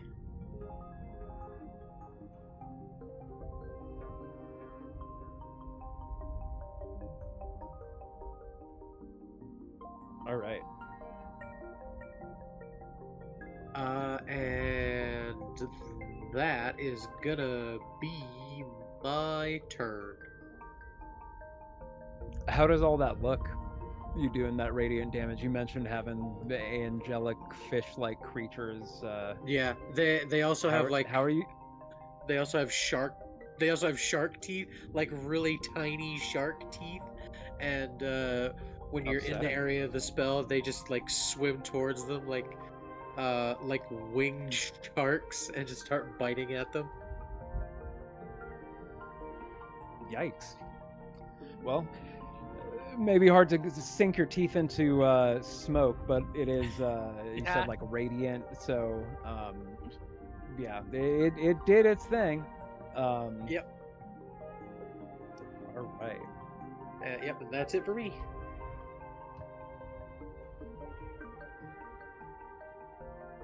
And what? Am I accidentally moving these? I feel like I keep Yeah, like a little bit. glancing away for a second, and then a token will just pop like way to the other side of a map, and I was like, "Where is that?" So It's a that ghost being in the machine. Manu's, that being Manu's turn, it is the vestigial, the gay group's turn. They are once again. I gotta make a note of this. Check. They are spending each of their actions to guard Casimir and also kind of assist with the thrashing against this Amber Temple. The room is shaking now, constantly. Other than the quake that happened at the beginning of the round, the room is just vibrating now.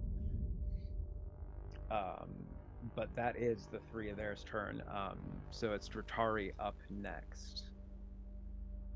So, at the immediate confusion from last turn of the protection from good and evil not working, basically she looks up at Casimir, just kind of flailing himself against the rocks, and just getting himself more hurt. And to that, she basically has one tear like streaming down her cheek as the lightsaber starts like and immediately attacks A. Or actually, yeah, none of them look any worse than the other, do they? As far as Whiskey's No, supposed to look worse. I mean, they're wispy, so yeah. It's hard to tell how much damage has been done to smoke. Spin around town. Okie dokie. And since I didn't use your whatchamacallit yet, do I still get the advantage from your silvery barbs or cool? Oh, so it's a continuous thing. It's not just on the first attack. No, it's the first thing within a minute. Okay, that's what I want to make first sure. Thing you choose to use it on. Okay. You don't have to use it on the first one. Cool. Oh. No, it is the first thing. It does have to. It does auto discharge on the next thing you do. Oh, okay. The chosen creature has advantage on the next attack roll, ability check, or saving throw it may, within 1 minute. Okay. Oh, I was thinking regular bardic inspiration. Yeah, no, we were talking about the advantage from Silphy. Speaking of which, what is your bardic? I thought we were talking about bardic. My bad. Anyway. And what's the bardic inspiration at now?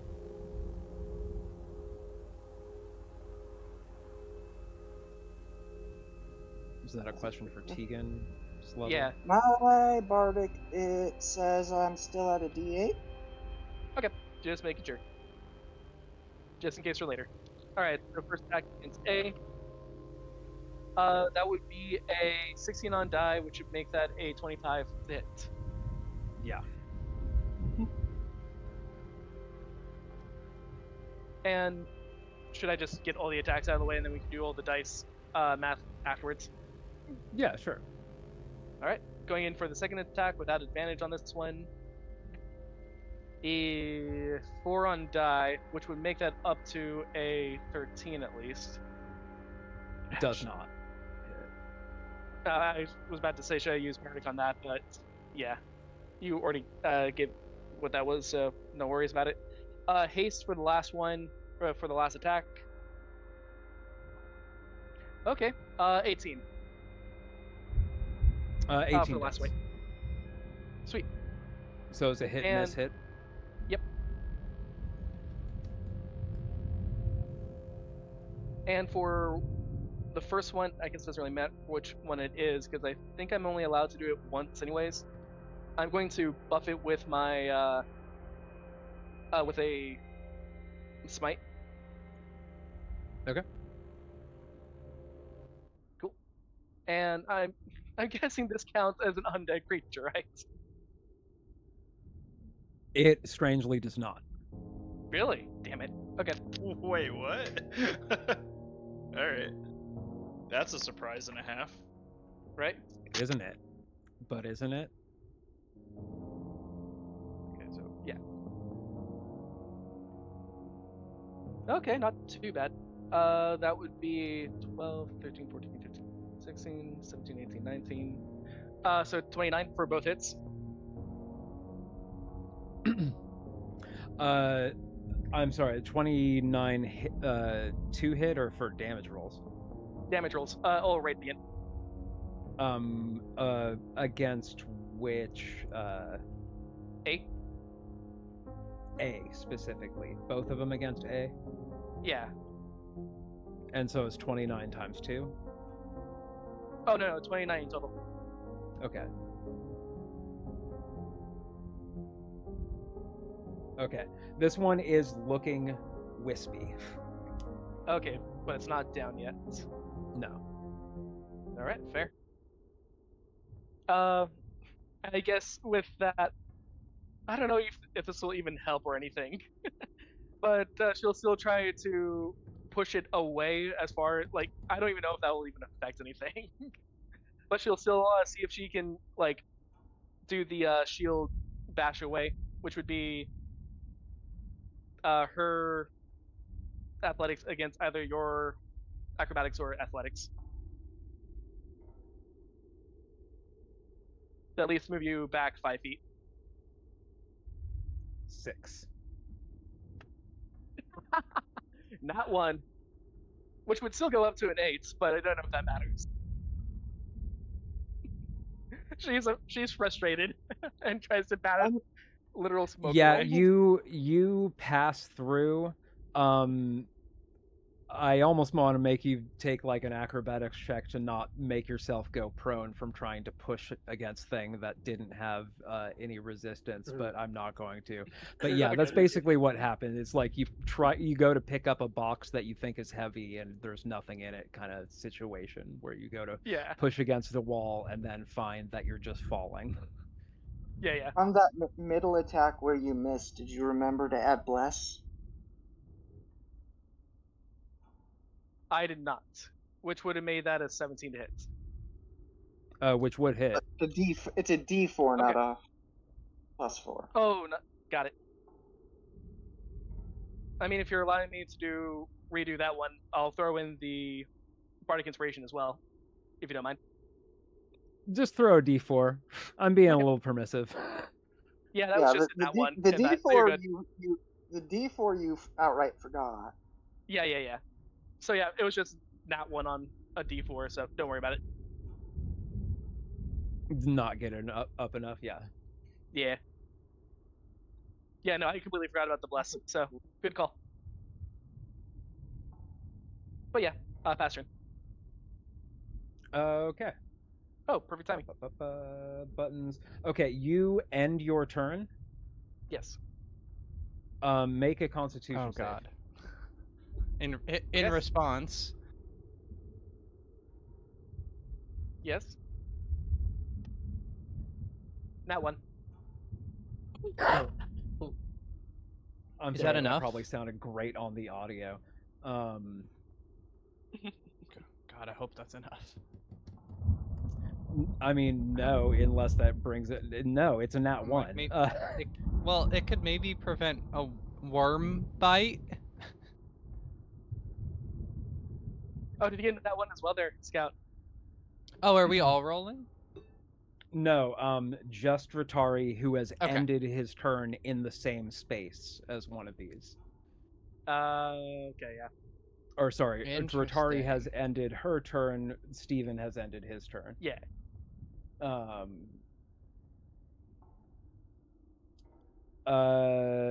Possessed vampire can attempt to possess a creature it has in its grasp. Target must make charisma saving throw DC 16. Failure, you are possessed by the same vestige that is possessing Casimir and the vampire spawn. You will carry out your next turn as normal, but immediately after your turn, you acquire the incapacitated condition, and I will be taking a second turn with as your character under the vestige control. Well, that's not good. At the end of that second turn, you may make another charisma saving throw. The DC increases to 18 to attempt to end the possession. The target is immune to this form of possession for 24 hours if it is ended this way.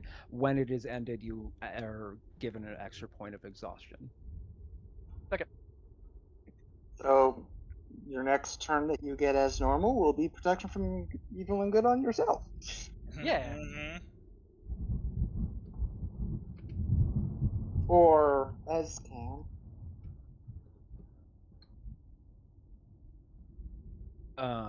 But yeah, that happens as Dratari's turn is ending. Dratari's kind of nose, eyes, ears, mouth just like flood full of like the smoke in this space that she's standing in, kind of in this wispy pillar that you're trying to fight. And you for a moment just seem consumed by this. It's taken you over, but that ends your turn and would start Stuntman Eddie's.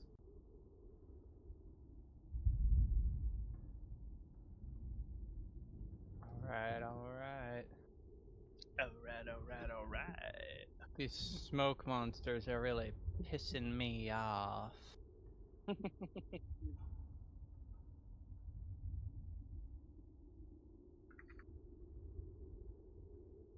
Oh, what the? All right. Well, first things first, before I forget, let's move out of the space containing the creature.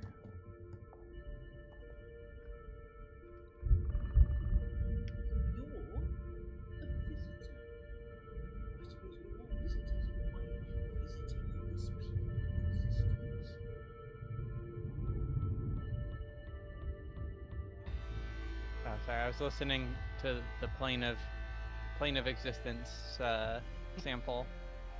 Okay. Now that I have got a little space, we're gonna.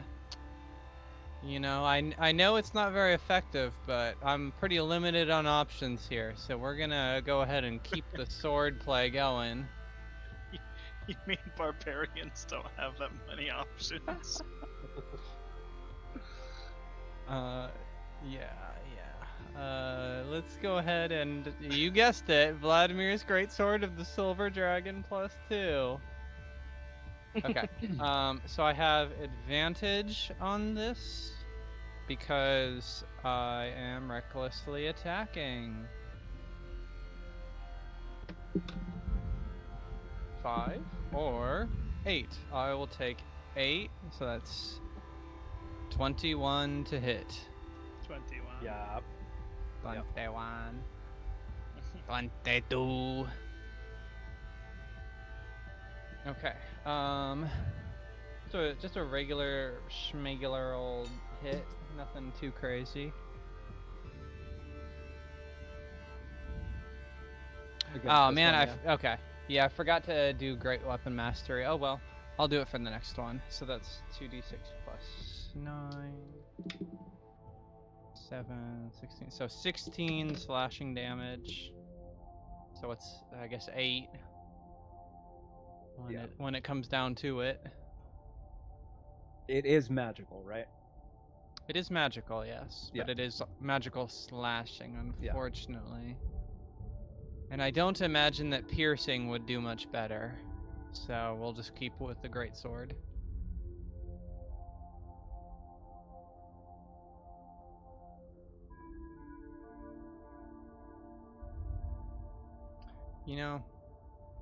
You never saw it coming. A second greatsword attack has hit the smoke monster. Yeah. Dun dun dun. Oh, sorry. I guess it hasn't hit yet, but so this is going to be Great Weapon Mastery. Advantage -5 to attack roll. With bless. 17. Oh, with bless. I didn't even do the bless. Yeah, you're still #blessed. Okay, 17. So that's a 30 to hit. Oh wait. Hold on. -5. Let me. I forgot to add bless. So 30. Oh, 31 to hit. -5. Sure. So yeah, 26. Yeah. Okay, and then we'll do Barely. 2d6 plus. Yeah, it was a man, that was close. Close call. And all of these attacks, I think I just asked and you just said yes, but for all of these attacks are going to the same target? Yes, why?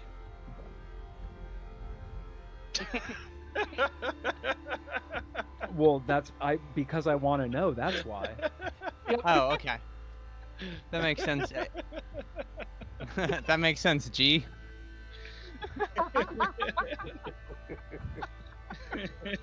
I think I'll attack. Yeah, I'll be swinging at Y, and that will be 27 magical slashing damage. To our point Or from earlier. at least that's what I'm sending out. We'll see how much sticks to the landing. And one of them moves too far away again. Yeah. Wait, is that actually? Oh, never mind. I thought that meant it was dead. It seems to happen every time I'm adjusting the damage. It just automatically happens. Oh, okay. Mhm. And I'm also noticing that where Y was moved to was actually moving to almost the exact same spot that S ended up at. Like, almost like that's a default position. Glitch in the system, I guess. This program, this platform, this game wouldn't exist unless this one-person developer lovingly made this. It does befuddle and confuse and confound me a lot, though. Very grateful for it. I wouldn't say it's a flawless masterpiece with no flaws whatsoever. Hey, it's free No program is. so yeah. So And hey, if I'm that's- pretty sure it I is what it dealt is. the damage there. That was the 2 great sword strikes. Yes. That'll be it for good old Stuntman Eddie. He's contributed all he can contribute. Eddie's doing his best to kind of like tear these things to shred, but their kind of ephemeral nature makes them a little tricky to do that. I feel like I'm just Casimir- swinging so hard, I'm basically fanning them away, Yeah. but with a very sharp fan. Yeah, you're trying to fence rain, is what you're doing. I mean, if you use it flat and out, it's much more fan-like. So, Eddie, that token automatically moved and got fucked up. You made sure at the beginning of your turn that you were outside of it, Yes. and when I moved it back, you were inside of it. So that was my fault, not yours. You knew you were ending your turn just outside. Yep. Okay, so you did that. Cool. So no con save for you. End your turn. So Casimir, nobody's been able to get themselves to kind of intervene. Dratari has tried to, add some protection, which didn't seem effective. Manu just tried to hit it with a fly swatter, which also didn't completely do the trick. But nobody's really been able to get there and physically try to stop him, so he is still kind of just bashing himself against this rock, and bones sticking out. It's body horror. Yeah, maybe He's I should have mangling himself done something really, about that. really bad. I keep forgetting he's there. He's just so forgettable. So that He's acting out for attention. He's so forgettable. That ends It's fucked his up. turn, and That's a Jack is line. the end of round 2. Jack, you see behind you the once completely still Amber Golem. There's a reason I stayed in this room. Fuck him up, Ambi. Is now filled with smoke that's being kind of siphoned off from the nearby pillar. Oh no! And it seems to no longer treat you as a friend of Exothanter, and is now treating you as a foe of the Oh vestige. no! This is the opposite of what I wanted. I'm gonna have to I'm in danger. add to initiative. And then roll for initiative.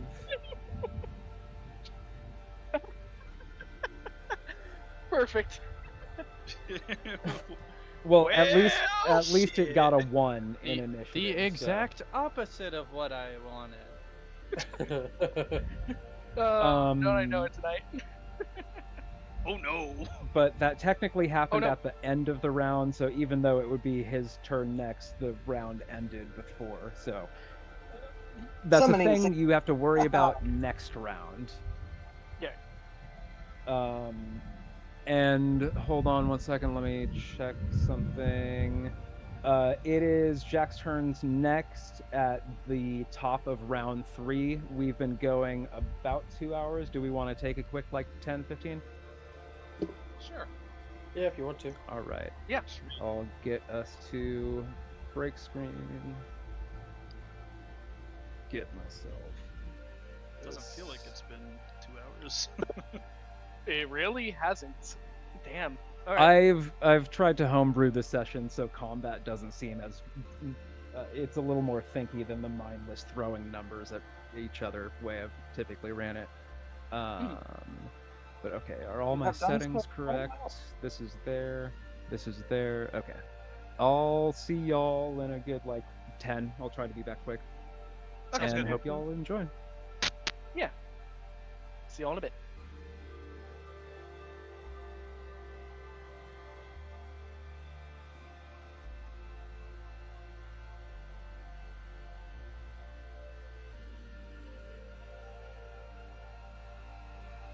I'm disappointed I couldn't find a gif of when Vince Vaughn rips off the abusive boyfriend's dick in The Watch.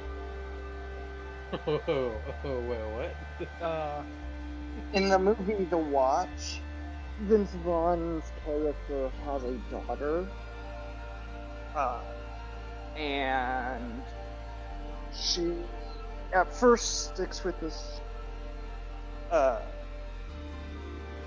guy who's an asshole to her, even to her, because she's being kind of rebellious-ish, but then he actually tries to hurt her. And turns out that he's one of the alien enemies that they end up having to fight against. And due to some quirk of the alien anatomy, it's possible to rip off their dick more easily. And so Vince Vaughn grabs the abusive ex-boyfriend of his daughters by the dick and rips the dick off. And the ending of the movie, she, who has now become much more of a daddy's girl for very obvious reasons,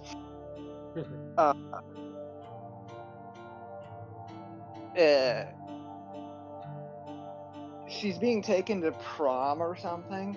Probably prom.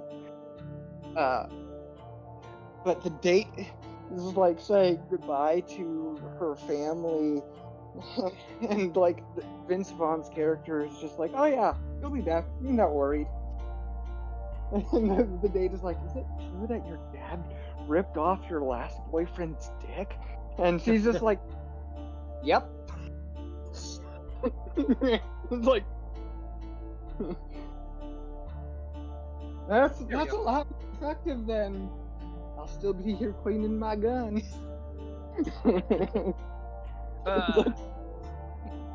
Also, I feel like I should apologize to you all for not just automatically trying to take the initiative of killing things, but goddamn, I know the character, and she would have wanted to try to save the guy beforehand. I mean, if it had worked, it would have been a great idea. Yeah, exactly. The only issue is it didn't work. Yeah. And that's not on you. All of us thought it would work until it didn't. Yeah. No, it's like one of those things.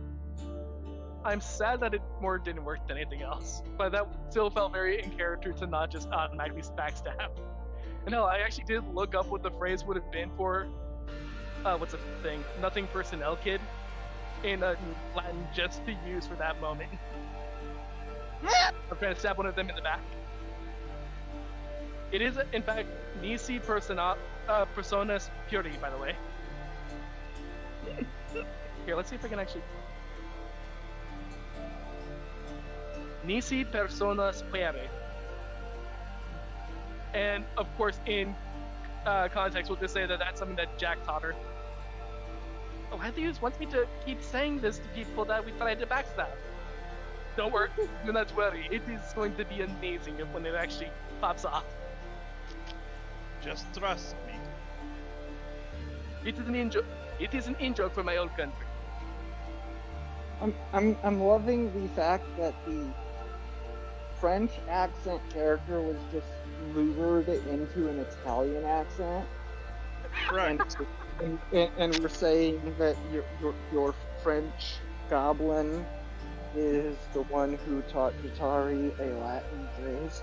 Yes. Like, and Tegan's back in the back, literally being a disciple of a scholarly god, just like, this should not bother me this much. This should not bother me this much. They're just also very educated. There's no contradictions here. Oh, and don't worry about the fact that somehow he knows the language of, this other god, despite coming from a completely different fucking dimension or whatever, than like where we're all from. But somehow he still knows the phrase. And apparently knows common nothing personnel kid. Nisis personas puri.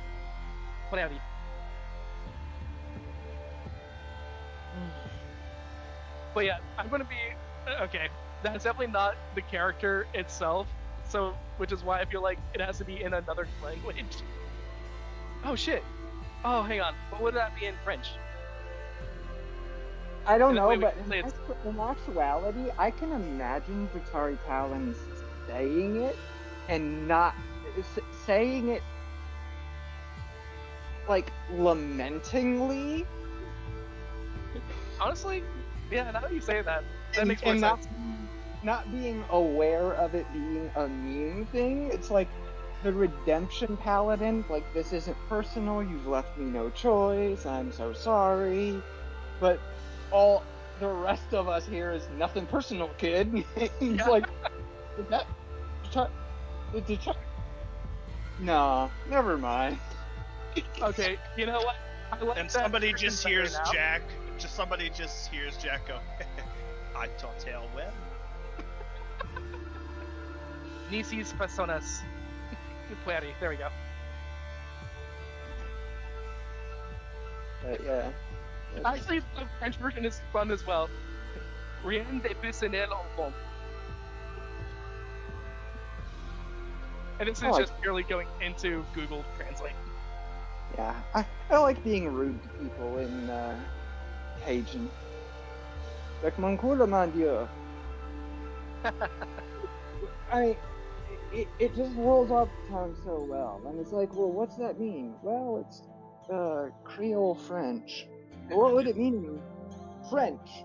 In French, it would have, I mean, mon dieu. A Parisian would understand that you're saying something about blood, but the rest is gibberish. But it's basically Cajun Creole for you bloody nuisance. Yeah. I feel like that happens all the time between Spanish-speaking countries and Portugal Oh, yeah. slash Yes. Brazil. So, well, and even some words between the countries have different like meanings too. Like, for instance, in Mexico, torta is a sandwich. Yeah. But in Argentina, torta means cake. Really? Yes. Mm-hmm. Is it like a specific kind of cake? No. Or is it just like the general word for cake? It's just the general word for cake in Argentina. So Yes. So like when my buddy Alejandro, who is Argentinian, told one of the Mexican kids, essentially, happy birthday, did you get some cake? The kid was confused and was like, torta, birthday sandwiches. You know what? No, I'm with him now. Where's my fucking birthday sandwich? So, yeah. But the nothing personal kid in French would more or less be rien de personnel petit. Ooh, okay, petite is, yeah. Petit. I mean, you could do something else, like gamin would be. Yeah. It's poor boy. Or no, that's garçon, right? Yeah, garçon would be a boy, but gamin is like child or kid, but gamin is like informal and dismissive, but petit means like small, or in this case it would be contextually like saying little one. Uh-huh. Nothing personnel, little one. Steven, I'm with a V, Steven. Yeah. I'm going to send you a message about this current conversation.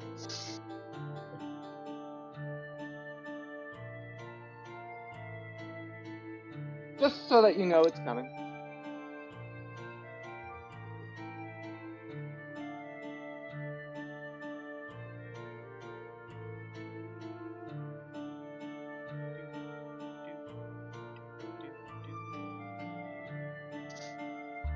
That being said, I'm glad I still have one more spell slot for the anti-possession spell. Protection against good and evil. but I am still going to play that. Like, she is genuinely torn up by the fact that she cannot save him right now. And the fact that he doesn't seem to want to save himself. Because I don't know if she fully understands the ramification of, this should have worked, why isn't this working? I think she at least knows enough, i.e. she knows at least as much as I do, of like, the one reason why this wouldn't work is because that he didn't want this to happen. Which... Am I wrong? Nope.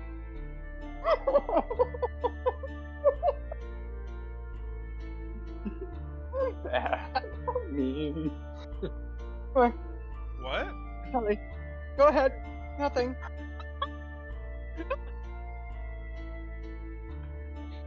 Conspiring is all. I'm feeling incredibly left out. Don't worry about it. Good. You're only left out until it happens. It's fucked up. Fucked up. Kidding?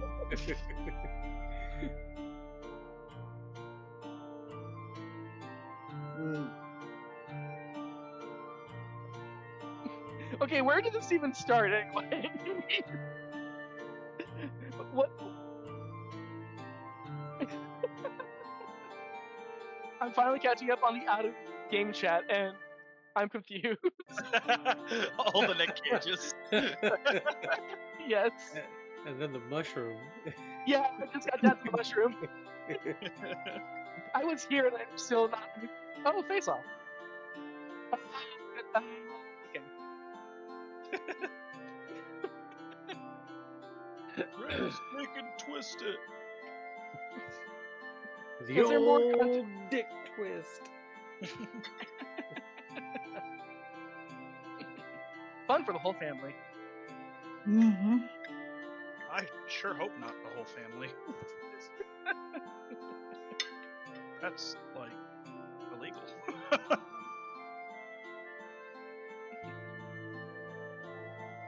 Yeah, what's a little CBT? I do regret not saying this while we're being recorded.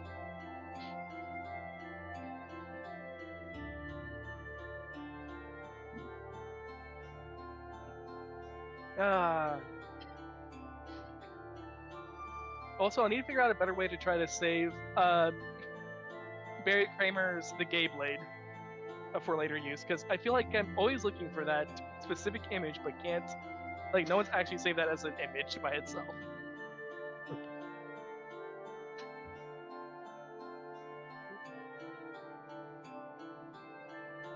But especially with us making the joke for a Scout Sword right now, it's like, it's the Gay Blade TM. Wait, is somebody saying that jokingly? If you look into, well, basically I'm using it as the thing from Kingdom Hearts. Right. But where's the joke? Oh, no. The joke, well, okay, the joke was more the fact that relating back to Scouts calling her sword the gay sword, and just basically having the actual representation for it.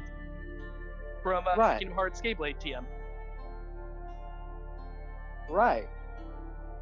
Yeah, there was no further joke other than, hey, we actually have a further, No. like, That's picture of the it. problem. I agree with the reference. I don't understand how it's a joke.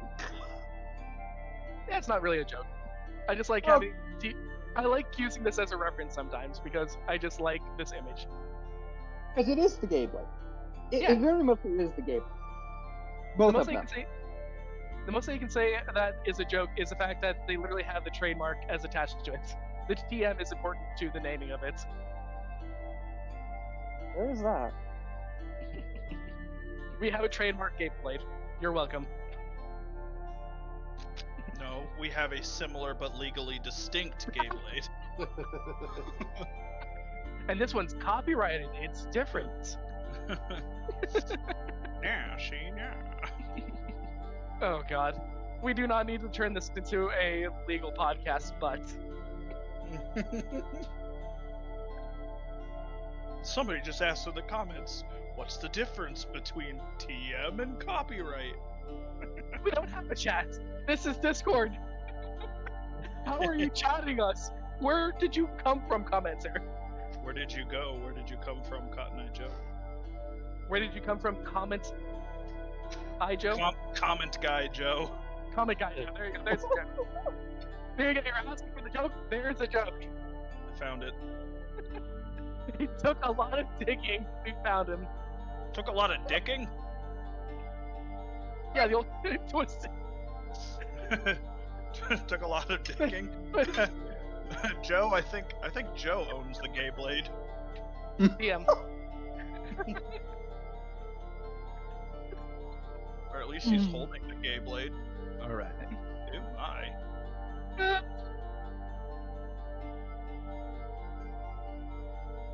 Hey, Agatha, we're just Still here, gonna- just entertaining ourselves. Don't mind us. I'm still coming in. This is a Good. conversation Okay. we're getting out of the way while we're not playing. And yes, to answer your question, you are still coming in good. Also, Yes. when I'm in the out of game chat right now, it like minimizes the cams of everybody. So Agatha's just chilling by this mushroom getting ripped out on my screen. So that's fun.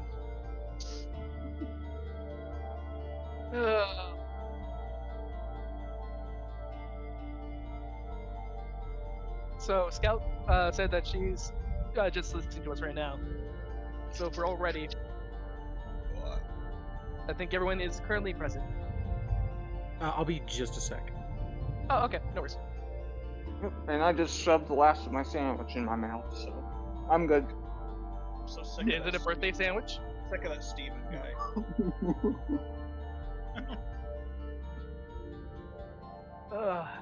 You obviously weren't listening very well. Her birthday sandwich was in February. True. Correct. I know, but I had to make the reference. Because I don't make jokes, I make references. I understand that there's a difference, but I'm good at one and not necessarily good at the other. It's like February. Oh god, what is it? I know this. Don't help.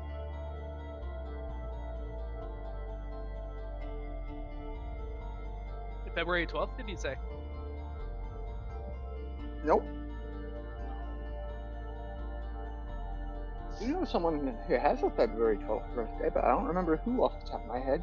I also know somebody who has a February 12th birthday, but it was a friend of mine from like fucking junior high, and I don't know why I remember his birthday, but not yours.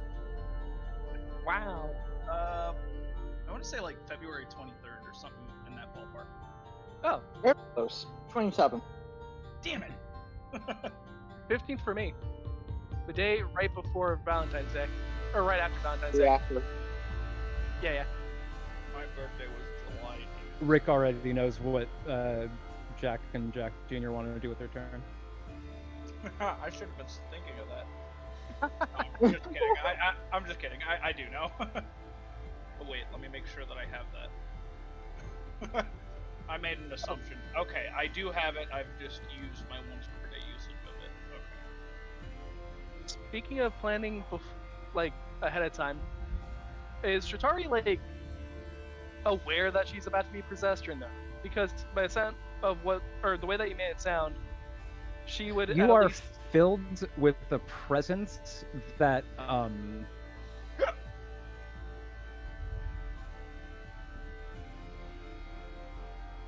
makes you feel a little out of body and less in control of it.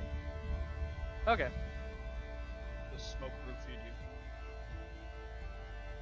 But I still have at least one turn before being possessed. Right, in terms of, like, I still get my turn before possession takes hold. Right. I need to come right back.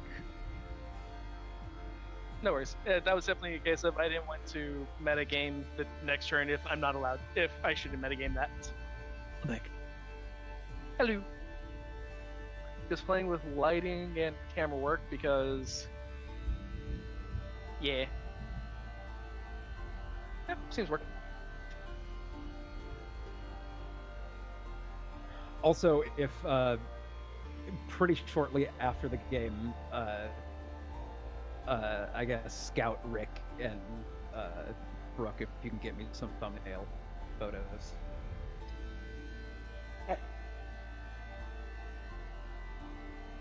But Steven is back. Everybody's here. It is Jack's turn at the top of round 3.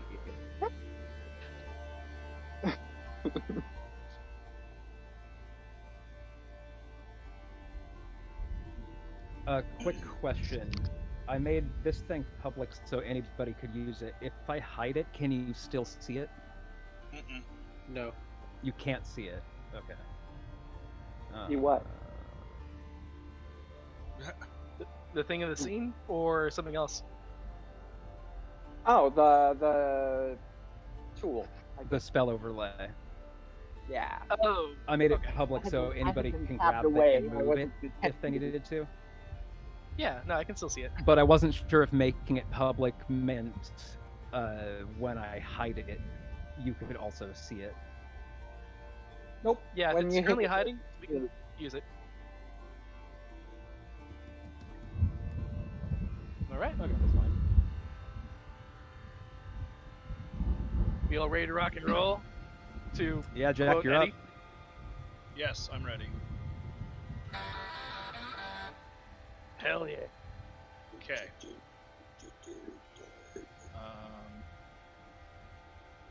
All right. Jack is going to use his bonus action and a level 2 spell slot to fuck Rhydon off away from these things. And go here, which should be outside of their... There we go. Should be outside of their, this one's attack radius. Yeah. I mean, granted, he's inside these other ones, but Yeah. nothing's perfect, I suppose. Then You would be aware that those 3 haven't taken any actions against the party yet in the last 2 rounds. these ones. Yeah. Okay. I am just gonna That could be a test the false sense of waters. security, though. Yeah, I'm gonna test the waters and move over here. You saw that they had massive range, too. They could hit you with melee attacks a good, 2 squares away from the outside of their token. Yeah, I'm even as far back as I am. I'm still in range of 2 of them. Well, Arguably, E. If yeah. they can just So hit. I moved from here over here to, which should put me out of their range. Yeah, looks like it. So I mean, if they want to, make an opportunity attack, they do have the opportunity to do so. They haven't been doing that. You'll also notice that they haven't provoked opportunity attacks either. Right. Okay, interesting. Either way, I wanted to get the fuck away from them. Because no thank you. And then my action is going to be commanding Jack Jr. And Jack Jr. is going to reach in, grapple Dratari, and drag her out of the smoke. Alright. I'm imagining that Dratari will just let this happen so you don't need to make contesting rolls. I mean, Dratari, do you agree? I'd assume so, but... Yeah, no. Just to not trigger anyone's...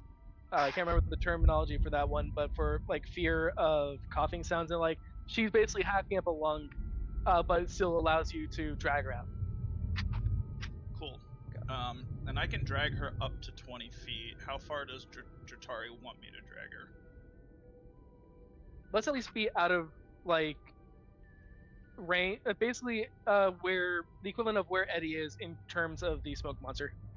So I guess 5 You want to be feet. out here. So I'll kind of just least. drag. Yeah. I mean, I can drag as far back as this corner, or at least my, Jack Jr. can move that far back, even while grappling her. So Yeah, why because don't, Steven, she why should don't you ping where you want to be to end? I mean, I figured that as long as I don't end in that circle, Okay. I'm fine. So just being drugged there should be well enough.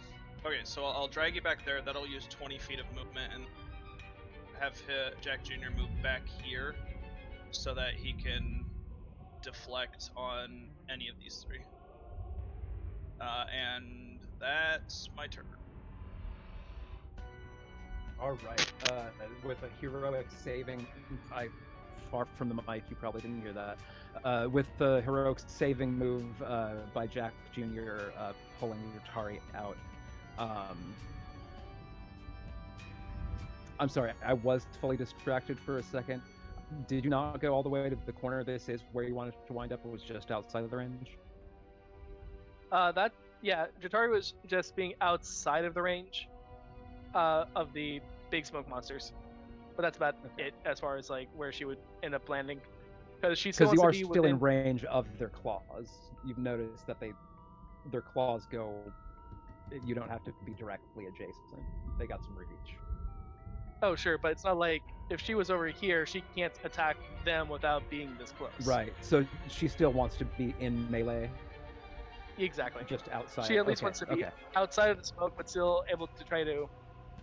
Yeah. Sorry, I lost train of thought, and before I lost train of thought, it was should we go all the way to the corner? And then when I came back up and looked at the screen, you were still in melee range. I was like, was that correct? Sorry. So that is correct, and that is Jack's turn. Steven, you got Esmeralda next. Also with that, she does like. Thank you, Junior. Yeah, it just gives him a pat on the head. Fuck it, inspiration for both of you, because that was the first bit of mid-combat roleplay, I think. That's not true. I did it earlier. I'm not saying we won't take the inspiration. Oh, of course. I mean, Lord knows I'll probably have to take it anyways for protection from good and evil to make sure that I'm not possessed, but I think that's also the first time that we've done it without too much queuing. But yeah, regardless.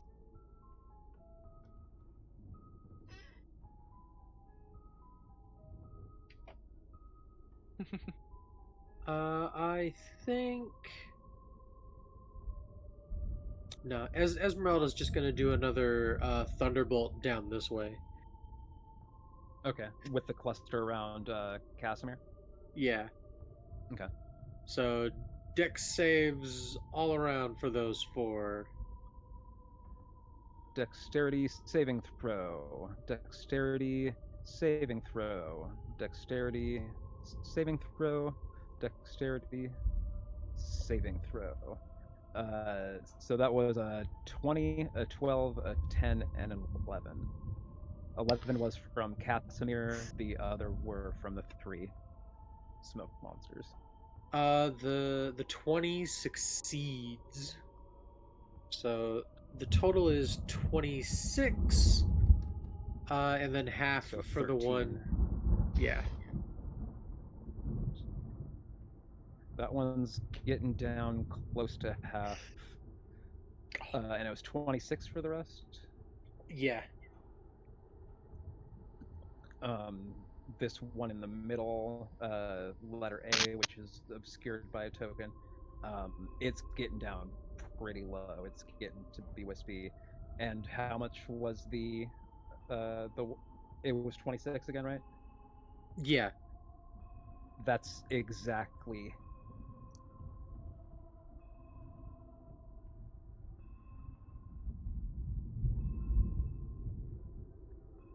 You were able to dissipate one.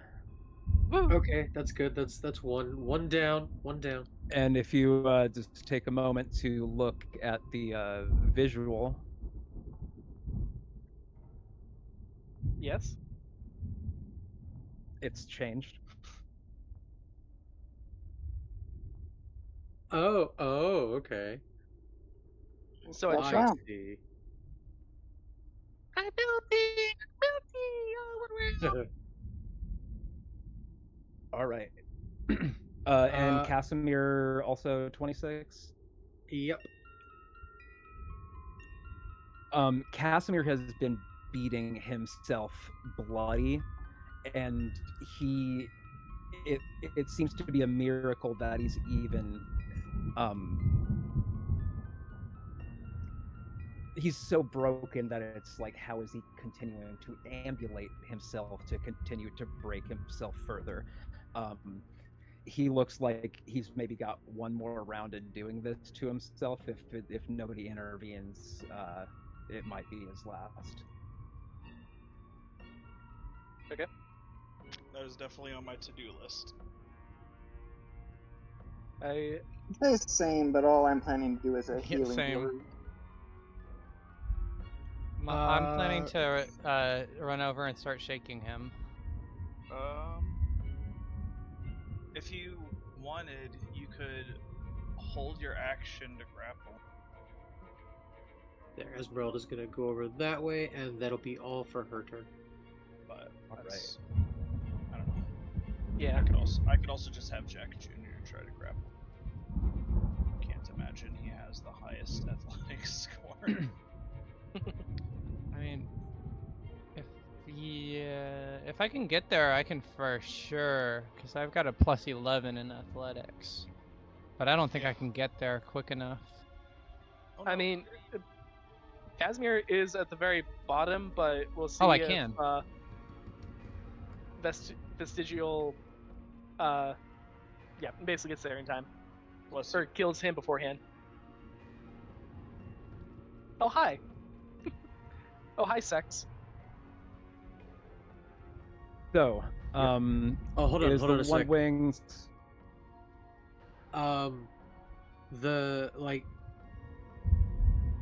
this one and that one and that one, they went through my area for Spirit Guardian, so they have to make wisdom saves. Okay. And all the ones that had started and their their movement turn. speed is halved. I don't think it would have gone through the wall, though. It does. I mean, are Does they close not. to it? You're. Oh, Yeah. never mind. I Yeah, was gonna so say it spirits just, go through walls. yeah, so It it just would have been the three of them. It doesn't go through walls, but it goes around them. No, I was. What I was saying was more like, if that was correct, I was going to make the joke of, well, yeah, of course, spirits go through walls, duh. But yeah, if it It's doesn't a work mechanically, 17, then a don't worry about 9, it. and a 21 for their wisdom saves. Oh my god. The 17 and the 21 pass. That's 8.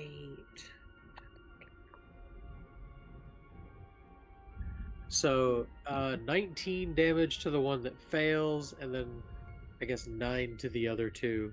Radiant damage.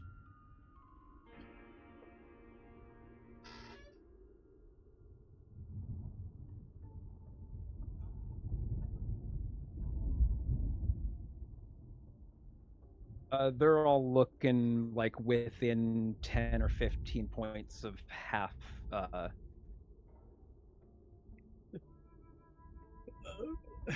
their health. Well, Okie dokie. But yeah, that was just on their turn, so they can continue now. So, oh right. S here is going to take 2 claw attacks, one against Esmeralda, one against the amber that is in the west of this wing. 5 to hit against Esmeralda. Wait, the other one 25? automatically hits. Did you say a 25? A 5 to hit. Oh, okay, a 5 misses. Oh yeah, that's fine. X is going to take 2 attacks against that sarcophagus. They both hit. I'm going to cutting words the damage of one of those attacks. Okay. What So do it is you... reduced by 7 damage. Okay, so you could reduce this one to 0. And then it would still be 5. I just read cutting words, and there is a stipulation. It automatically fails to take effect if the enemy creature is immune to charm. They Are are. these immune? Are they? They are. Dang it. Okay. So I did not reduce the damage. But now I know. Yeah. Que sera, sera. Okay.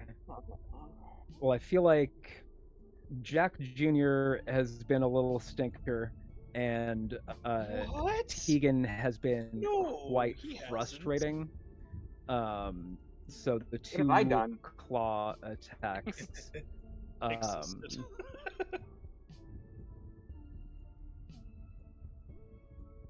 Actually, it's gonna go for 2 bite attacks. Wait a minute. 8 to hit Tegan, and 19 to hit Jack Jr. The 19 will definitely Jack Jr. There it is. I'm trying. My AC is 15, so the 9 misses. I'm also trying to figure out how to actually correct my saving throws in tabletop. Sorry, a lot of that stuff might not be updated. I don't know Python coding or any of that stuff. I've been updating it all as we've been doing this combat. The only thing I haven't figured out how to do correctly is adjust my saving throws to take into account the Argynvost Beacon Lit bonus. I think I got it. Nope. Still not letting me do it. It's the only thing I haven't been able to adjust. Yeah. Sometimes make sure- the workaround of I could learn how to use Python and learn how to code this in, or I could create a message that is different that could be like, oh, and also add this to my proficiency too, because this is the only instance that I'm going to try to. It's. I really appreciate when I appreciate you, Brooke, for a lot of reasons. But I appreciate when players try to upkeep their own character sheets. I try to do a little bit of that too. It's so above my head. I'm sorry, I can tell you don't know how funny that is right now, concerning the game that we just played yesterday. And poor old You're Scrungle. right, I don't know how funny that is. Scrungle, no! We'll explain it later. We'll explain it later.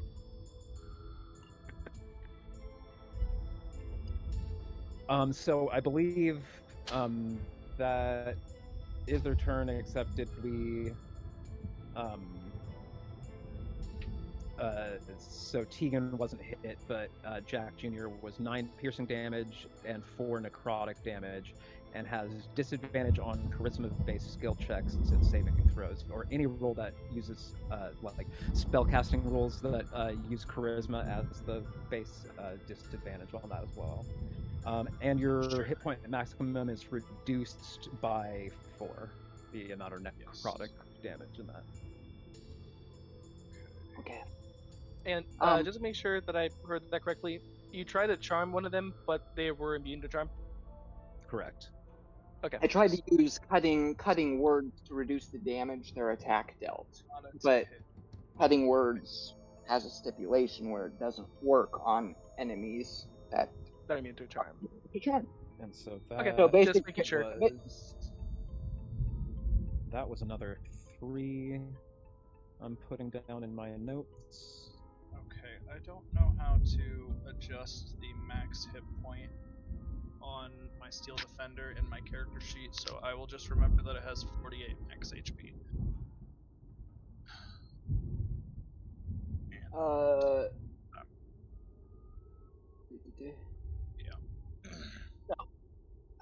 I want to ask, since it's now my turn, I want to ask something about these enemies. please. Jatari hit them and found that they didn't count as undead. Yes. They first appeared vampiric, and now I've seen one shrivel and wither away. Mhm. Is the one that shriveled away look like a desiccated vampire remain or anything like that? Yeah, basically. Do I get the vague feeling that these creatures would still count as vampires? The dead one, yes, you would think would qualify as undead because it's But- basically a vampire. Not asking about undead. I'm asking if the smoke monsters would still count as vampire or vampire spawn. No. Okay. It's more of a make an arcana check. Or a religion? No, yeah, arcana.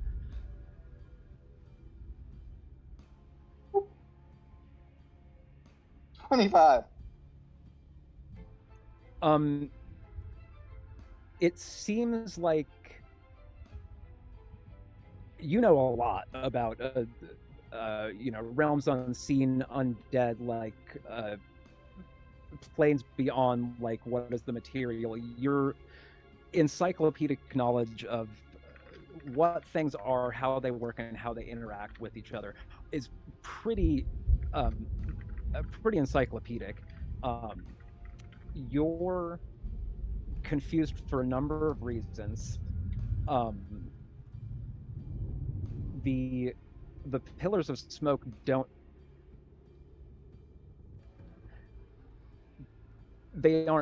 seem to classify. They aren't vampires. It's like something that, for reasons you don't understand, isn't celestial, faith, fiend, or undead, and the undead is kind of the sticking part.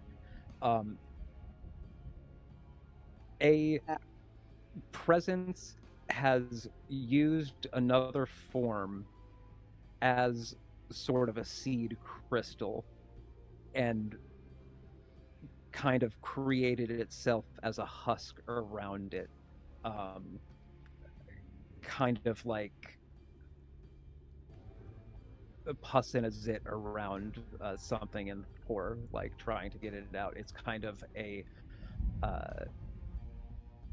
or more of like a seed in soil. Like it is taken something as substrate to anchor itself to, and you see there's, especially with your true sight, you're seeing all these fine lines, not only with the specific sarcophagus that Casimir has been in front of, but in the other two in this room, and lines going through walls that you could imagine kind of triangulate back to the locations of other. You just see kind of trails, just like streams of these things are kind of pulling more of themselves from within the amber themselves. The amber itself. I feel like I've been talking for a while and I kind of lost my train of thought, and I don't know if I'm answering the specific curiosity that The you're actual having. question was, do I think the holy symbol of Ravenkind will be able to do the vampire paralysis to them? And the answer is no. No, you wouldn't. The one that's already dead, so it doesn't matter. Sure, but you've seen a lot of things that should have worked in all of your experience. You've seen a lot of things that just should have worked and haven't. So you have no reason to expect why. Maybe the Sun Sword radiant damage seems to be doing pretty good, but these beings don't seem to give a shit about what our raven kind is. Right. Or And a they're not lot of vampires. those. It didn't give a shit about holy water. So anyway, I'm going. Choices between a big healing word or good lightning bolt? And I think I'm going to choose the shocker. That is fair. And I'm going to start it essentially here, and then basically to hit all four, because it's actually decently wide. In fact, I'd be more than a little concerned that I'm going to end up having to hit myself with retard. But yeah, I fire off the lightning bolt, and then I'll I had to move down here to be able to hit them all, so I can only move over to here. Which ironically puts me in range of more of them instead of less. But oh well. Not unless if you kill them first. Job's anyway, done. Job's done. They Exactly. Yeah, just finish them off. all of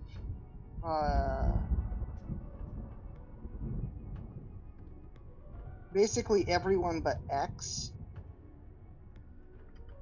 All of them but X have a DC 18 Dex save. Okay. Dex save. Dex save. All but X have to make a dex save. Save. Nope, wrong button. Dex save. The nat 16. 20 gets silvery barb. I'm sorry? The nat 20 there, I'm going to silvery barbs it. Oh, so re-roll that one? Mm-hmm. Okay. So 16, 14, 24, and 16. The 24 is the only success. Okay. Nice. 32 to all of them except the one that succeeded, who takes 16. Wait, can you silvery barbs it since you already cast a leveled spell? Yep. Yes, because that's a lockdown on your action and bonus action, not on your reaction. Okay. If they And describe counter the spell again to me again? It's lightning bolt. So you're just like whipping out a lightning bolt, it's just kind of a chain going through them, and it has again that really cool effect of being able to see lightning obscured kind of like from the outside of cloud. 32. S is looking really thin, like its candle is going out. 32. G is looking still hanging in there. It looks like this.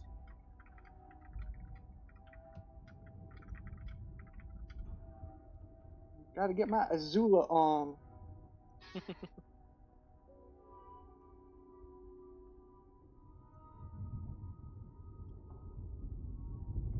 And update to the health bar. Tegan has taken out one more, so 2 out of the 6 are taken care of. And then 32.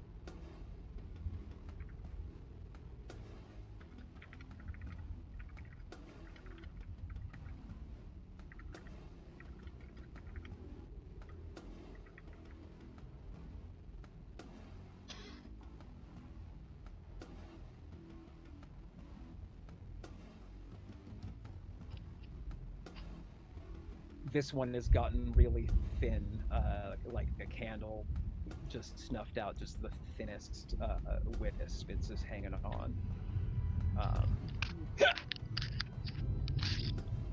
But there's 2.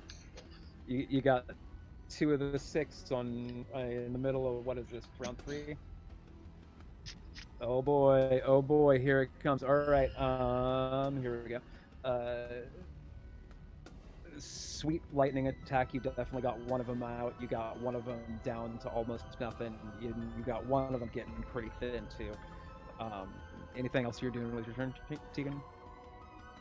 Other than running around, no. All right. Manu is up next. Okay. I'm going to run in over this away. How's Casimir looking? If he allows to do what he did the last 3 turns on this next 4th turn, he is going to die. Okay, so I imagine awful. Not So good. Yeah, bones sticking out. Bones sticking out. It's bad. all right, so I am going to cast Life Transference at level 4. Damn. And 2 rounds ago, you hit him for like 16 damage or some shit. That was with Esmeralda. Okay. That was Esmeralda that did that. Thank you very much. Sorry, I did get confused because it is on brand for Manu. Is it a 1? No, that's an 8. So 16, 17, 18, 19, 20, 6. Okay. I take 26 necrotic damage, and Casimir is going to heal for 52. Oh wow. Mm-hmm. Okay. Dang though. Damn. No, can't lose anyone else. No one else has to die. No one else can die. Where exactly is Casimir? I kind of lost track on the map. Yeah, right here. Like, Triple I'm pinned. talking to everybody. Quadruple ping. He's So- the Quick Black with the Vashta ping. Stampede. I don't know. He could I be got anywhere. the No Staples one Easy knows. button for that ping. he's. So why? Wait. So he's just there. There's nothing special about it. I just because I forgot. I see the marker over don't here. About that. He's That's just the like- spirits fucking off. The actual body is Okay. right here, being possessed by someone that's apparently about to possess me. Okay. Yeah, Casimir's just been slamming his face into this stone. I'll grapple him on I my also made a turn little because custom I'm token for this probably the one. most I'm the best grappler and also the most useless. So I wouldn't Some say that. wispy smokes coming out of his eyes. He is actually really Anyways, cool. I do like the Vash outfit that he's in. Yeah. Yeah, that's a cool image. So yeah, I heal him, and I don't know. I still got Spirit Guardians up, Oh, so I guess You see the gnarliest body horror of bones restitching them before they've gone back inside of the skin, so it kind of has to like heal something and then break something to put the healed thing where it's supposed to be and then heal the thing that's breaks. It's a lot of it's body horror in short. Yeah, that I'll you're save kind of, you. like, I'll save you. violently snapping his limbs and joints and bones kind of back into the place. It's Don't like it's- Casimir. yeah, so you don't want to be eating while you're watching this. You don't want to be watching this. also, I like the fact that I went through this whole time trying to not like provoke anyone's what is it called, misophonia or whatever, only to not have this happen. fucking thought. Since I do have Spirit Guardian still up, G will have to make a Wisdom save. Only G, and not Save the 7. one above all of us here. No, that one was already in the area, so it doesn't. Oh, okay. You also would have passed by X newly, though. Would X have counted too? I Yeah, think 'cause so. right You were in there. right when you came in, like Okay, right where I guess since right when I came in, I would get X too. So, also 1 for X, since I would just barely get that one. I mean, X is going to give it to you. I hope not. 20. Okay, well, X pass. Oh man, I did really good on that damage too. Oh. Well, you got for G at least. Yep. 16. Yeah, G. G like be like Gummy Bear. Yeah. I like your cut, G. So 29 radiant damage to G, and then half of that to X. So 15. That was such good damage. I love it.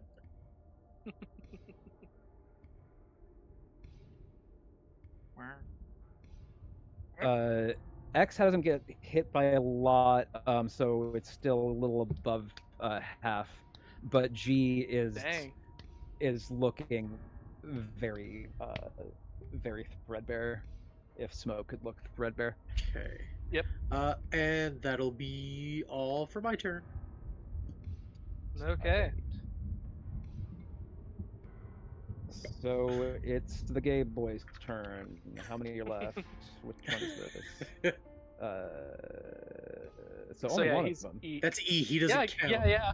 Unless you're spelling gay with G-H-E-Y. E. Yeah. That's how you spell gay, right? Gay. Actually, for being honest with ourselves, that would make more sense. Gay? Gay. Gay. Thank you, English. Thank you very much.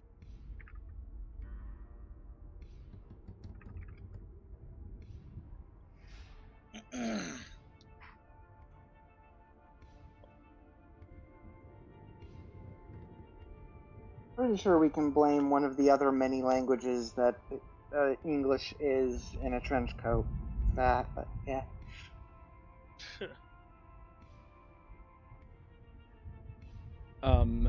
21 to hit against Manu, 5 to hit against Dratari, and 5?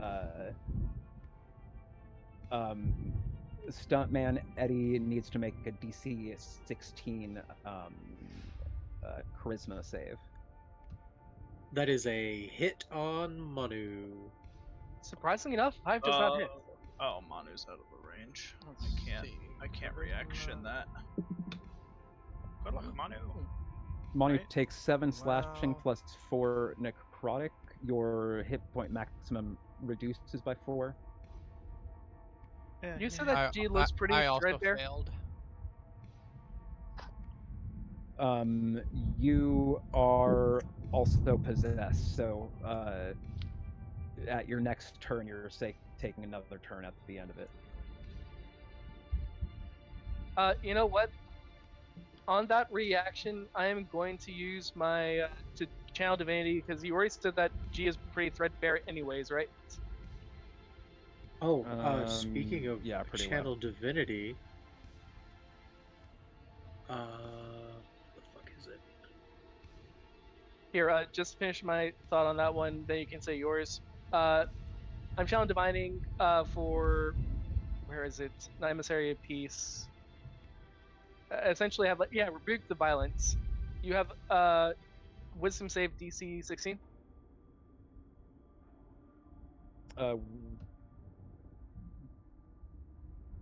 Stuntman Eddie just had to take that. Are you making G make that? Yeah. Okay. Charisma 16? Wisdom 16. Wisdom 16. Immediately after an attacker within 3. 30 feet. Yep. Immediately It was a after an total of attacker 3, within y'all. 30. It was a 3. Oh. I don't know if you saw in there. I rolled a 3. I did not see. That's bad. Here, I'm going to see if I can try to copy and paste the whole thing over, but the long and short It was of it actually is 2. Update. It was a 2 plus 1. It actually wasn't even a 3. It was the 2. Gotta love it. But yeah, so use the channel divinity to rebuke those who use violence. Immediately after the attacker within 30 feet of you deals damage with an attack against a creature other than you, you can use your reaction to force the attacker to make a wisdom saving throw, etc. On a failed saving throw, the attacker takes radiant damage equal to the damage it is dealt. On a successful save, it takes half. Damn, that's so, cool. 7, 8, 9, 10, 11. Sorry, So the 11 damage is going back to it? So whatever it did to Manu, it goes back to it as radiant damage, yes. That's a great Okay. question to ask. Great time to ask. So how much damage does Stuntman Eddie take? He doesn't, he's possessed. You do not. You Oh, are I'm surrounded possessed. by smoke. You look like you just walked out of a vape store or like a music video that has a lot of Harley Davidsons or something. You're just kind of enshrouded like Casimir and these other pillars are. Is G still alive after that? It's taking back 11, right? How much did it do against you, Manu? 7? 7 radiant. It did 11 total. Oh, 11 radiant then. I don't know if it has weakness to radiant. There we go. That's Okay, well, no need All right, to waste that's my another reaction bit then. down on the health bar. You got another one of these pillars down. cool. Yay! I swear, I think I've only used that ability once before, and that was before I was informed that I was using it wrong. That's a really good channel divinity. Right? It is. Okay. So they haven't started their turn yet, have they? Or no, they were doing those claw attacks, and that came. Yeah, back. they attacked. So missed Jack Jr. hit Manu. Dratari bounced it back, so the damage dealt to Manu, rubber and glue, yada yada. So it's dead now. And I think that was all their attack actions. Did S is not a part of that group, right? That's G through Y. So yeah. Yeah. G was the only one who had a turn, so yeah, that's the end of that turn, and I guess we could say, where are they here? Manage conditions. That didn't actually do anything, so I'll just. Alright. So they are off the initiative. Dratari is up next. Cool. So first things first, she is going to take that step back so that she's out of the smoke ring. Since she already... Okay, this feels weird to say, but since she already killed the gay section... I don't like saying that. Why did you make me say that? Does I she didn't still make you feel say like shit, There's man. other words you can say, but they won't feel better. No, yeah. Dratari has killed the gays. No! And she is one. What the fuck? You got rid of the G unit. Thank you. That's not I'll give it better. that. That's not better. Yeah, better The G than what- unit. Okay. After she dispatched the last the G units, does she still feel like she's about to be possessed? That's the question. This is the beginning of your turn. Yes. You're feeling a reluctance in your body. Everything you're doing, there's no mechanical barrier in between you, like mechanically, but like you feel like like you're driving a ship that's a little sluggish, like your body is not 100% wanting to listen to you necessarily, but you take your turn with no limitations other than your own character limitations. If what you're asking is like character feeling, what do I do based on how I feel? Yeah, you're worried about losing control soon. So yeah, after doing that rebuke violence, she basically, it is the drunk filter that you see on video games, right? Like just that kind of filter. and she takes a step or two back out of the tornado of dust and all that, and she uncorks. I guess.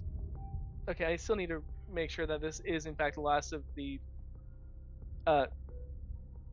holy water, and just chugs it down, doing the last of the defense against good and evil.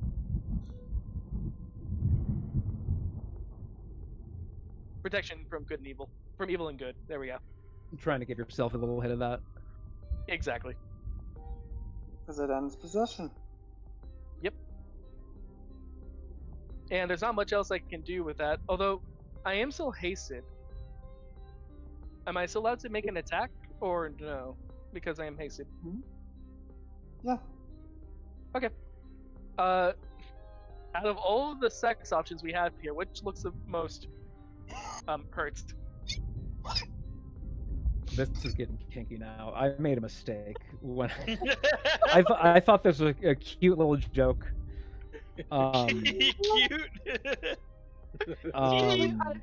Surely they won't take this out of control. I'm pretty sure At some point, I was even like, "Why haven't they acknowledged it yet?" But now I've made a mistake. I see that now. I just thought it was like a cute thing. Oh, when they open up the map, they'll like see what's like going on, see that the duplicates have letters to just like, "Oh shit, this room says gay sex. Hell yeah, Agatha, look what you did!" Like, and now I'm realizing I should have changed that. Yeah.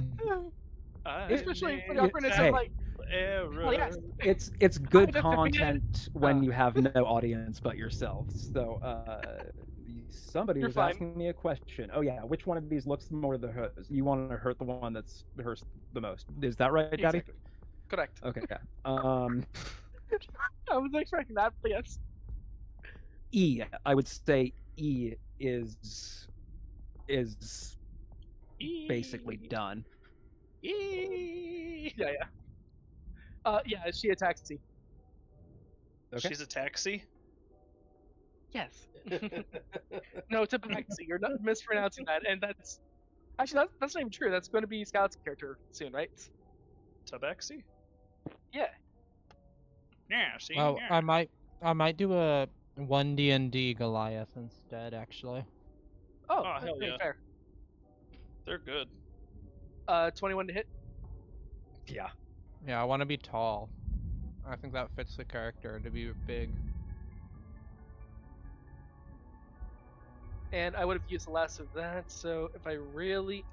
That's exactly why I made Jack the way he is. He's also tall.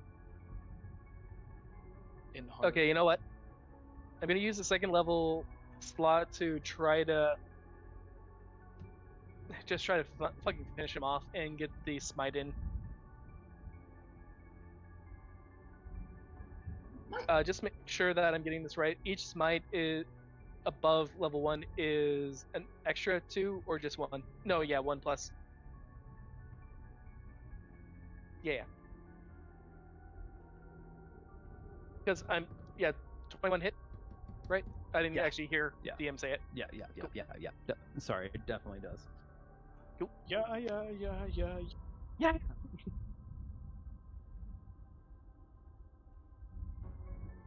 Okay, we're looking at 1 second. 16, 17, and then 28. 28 radiant for the whole thing.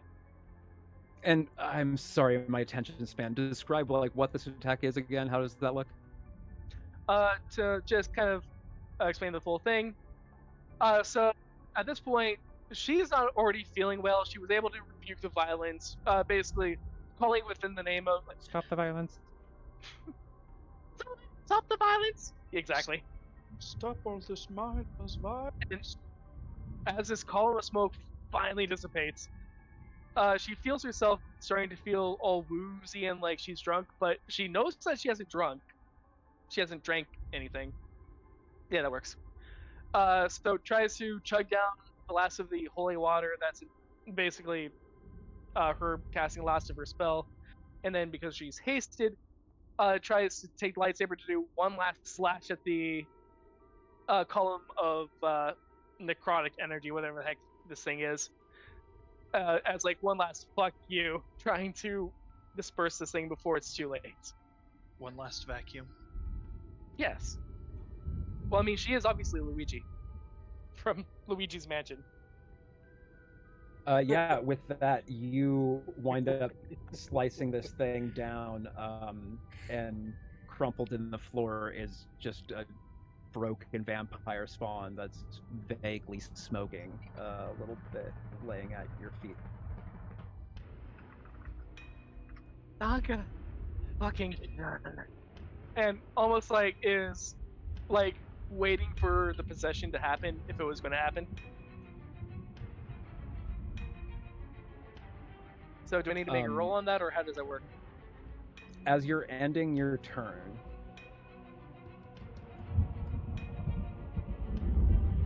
you start to get kind of vertigo, like you're feeling dizzy, and you start to tilt, like almost on like a boat, and you need to like steady yourself. You kind of lose your balance, so you kind of run it out, type of thing. And then you find yourself full tilt Naruto sprinting towards this amber husk and throwing yourself at it. Make a Constitution save. Okay, so is it Constitution or Charisma? Because you've been going back and forth. Constitution on the husk of amber. The Charisma save is what the smoke monster made you make. Because you said Constitution on that earlier. But I rolled a natural 1 anyway, so it doesn't really matter on that regard. But yeah. So I am still possessed then. Yeah. Despite protection from good and evil. Yeah, Tegan, you're seeing just thin line connections between Dratari and the bits of amber in this temple, almost like they're puppeteering her. Okay, I'm using my Bardic Inspiration as well as the Bless and just natural die roll then.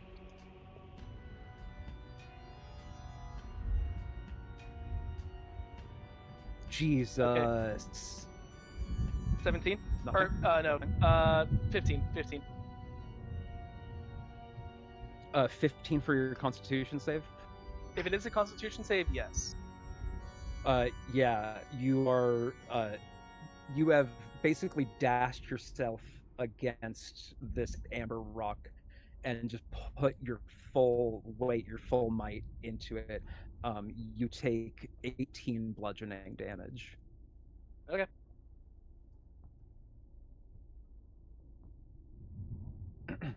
So do I get a chance to try to get out of the possession itself then? Or? That is, let me find what the actual thing is. To get out of the possession at the end of that second turn, it's Charisma, DC 18.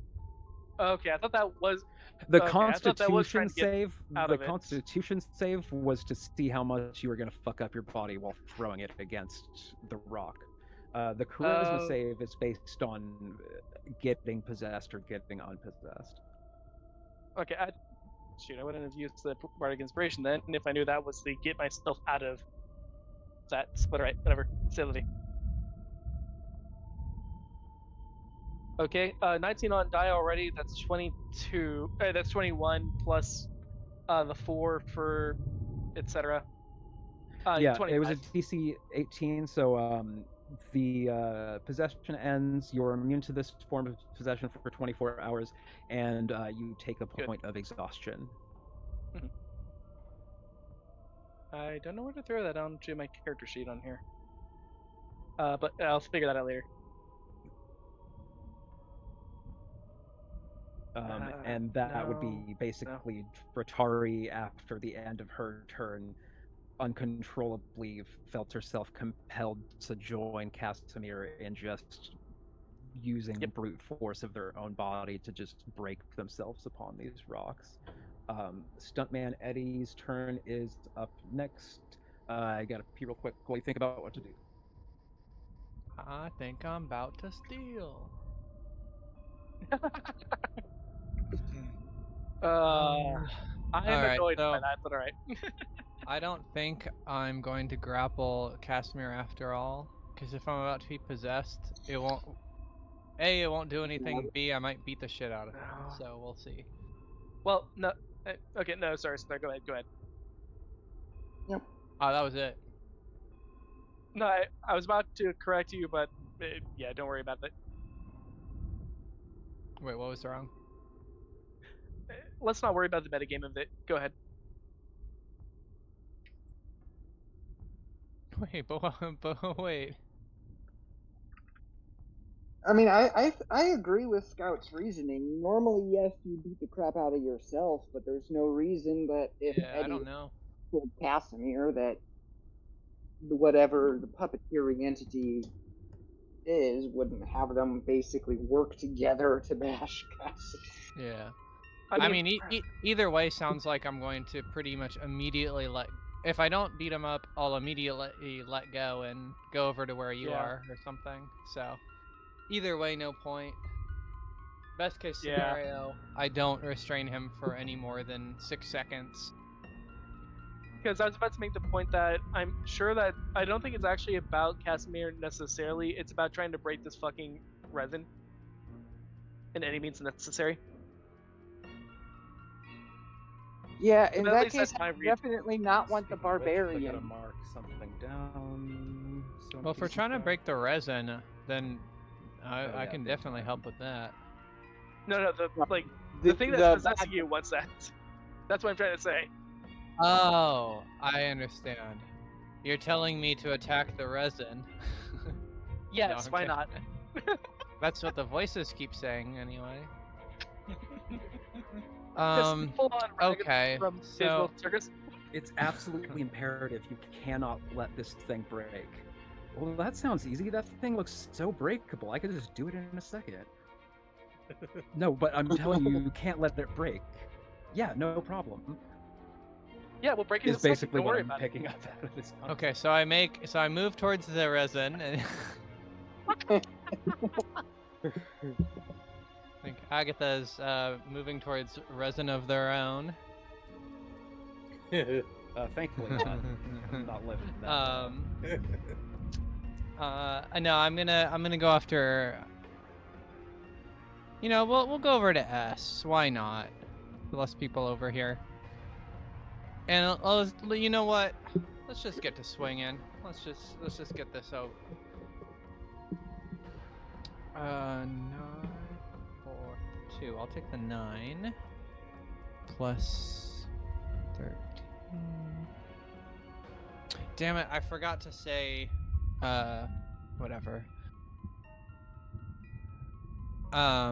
This is with reckless because I already rolled advantage, but I didn't declare great weapon attack, so I'll do that next time.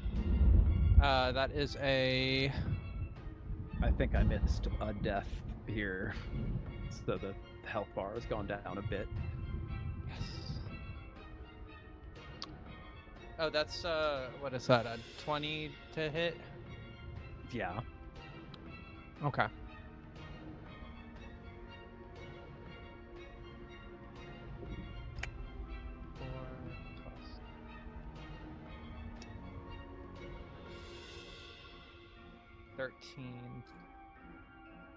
Thirteen slashing damage. Not so 13. hot. Magical slashing? Yep, magical slashing. 7. It seems like that should have been a deadly blow, but again, it's like trying to sword fight Ray, and it's very ephemeral. But you have hacked it to it's within to a shreds, sliver. you say? Tatters even. Yep. All right. Well. smithereens, maybe. Let's just do that again then and see if we can't finish the job. All right. All right. And this is very much a great weapon mastery attack.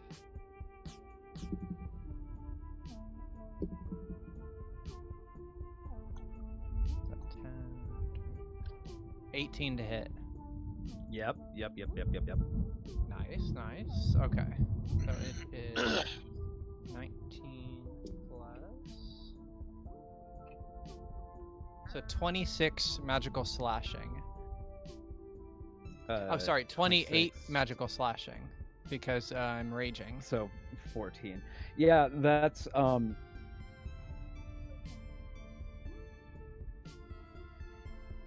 I'd say you would do this kind of flourish.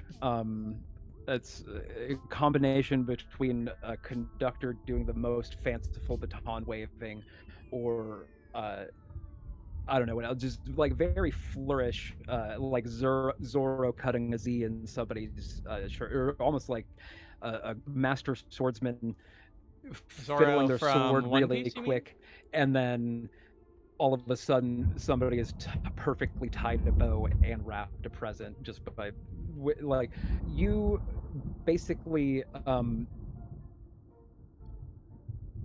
like stirred this smoke into like a coiled rope and then daisy chained it into itself into an Ouroboros daisy chain that ate itself into disappearing, and then like a master swordsman's like sword out and just resheathed. It's like, cool guys don't look at explosions kind of vibe. There's not an explosion, but that's kind of the vibe of you put your sword away before it's gone because you know, like you walk away from the bowling lane because you know it's going to be a strike type of thing. Here, watch. I'll even do it. Ready? Bam. That's oof. That health bar. That fucking health bar. Okay, and then I'll end my turn. Mm-hmm. You feel so cool about what you just did. You feel so cool. You feel a little bit lightheaded and giddy, and you also kind of stumble balance, and in the process of kind of stumbling down, trying to correct your balance, you make a beeline to run to dash yourself against this sarcophagus. Make a Constitution saving throw. Okie dokie. Not 20. It's so 28. Damn.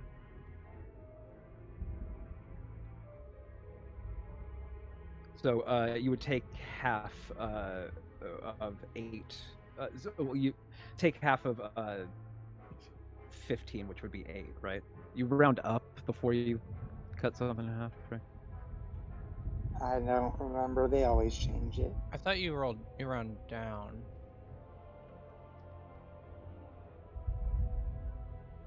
It's half of 15.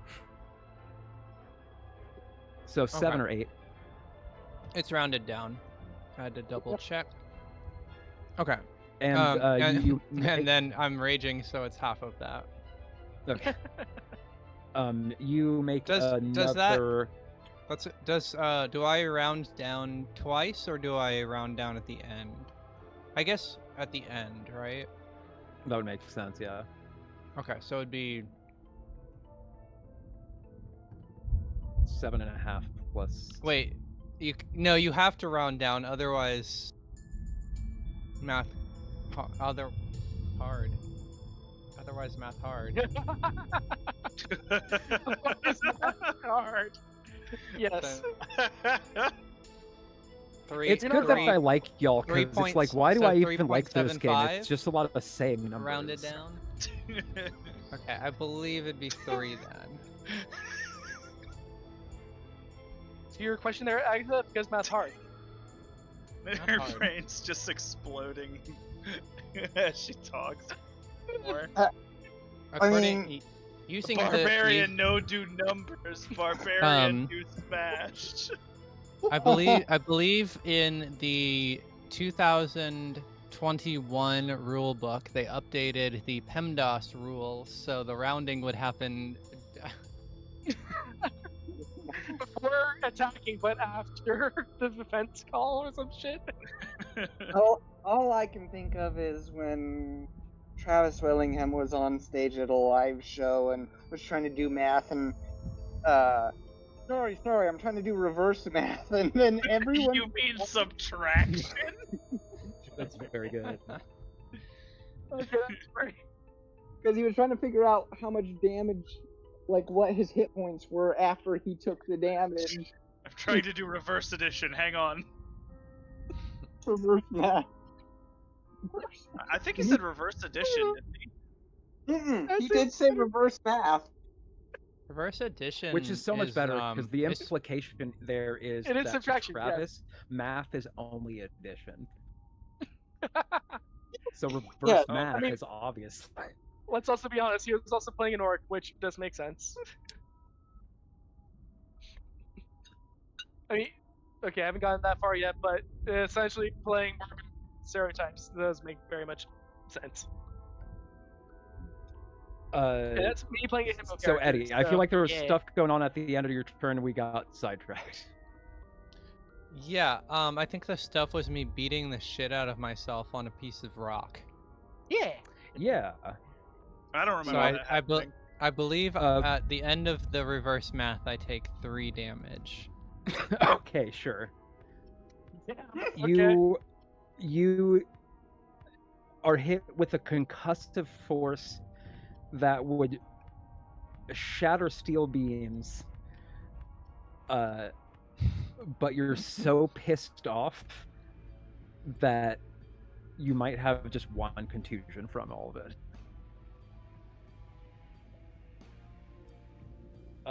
But if I love having only 1 contusion. I don't imagine is identifying a bruise on Eddie. It's the part that looks healthier. All right. It's got some color to it. Casimir was up next, and he's basically doing the same thing he's been doing. Luckily, Manu hit him with some good juice, so he's not. This next flail definitely would have killed him. Let's see where we at. Also, can we tell how well he's the still resin's hanging in there. doing? Like, is it Sorry? about to break? Is the resin that he's trying to break himself against about to break or no? Something. It's already cracked in a big way that's going to release something at the end of this round. Something. If it gets hit 2 more times. Danger. Okay. That's what I had in mind. Or that's what I figured. Oh. I do need to mark down that But it has been hit. the way, on that same regard, does Eddie get a chance to try to save himself from being possessed or no? Yeah, that was a charisma 18.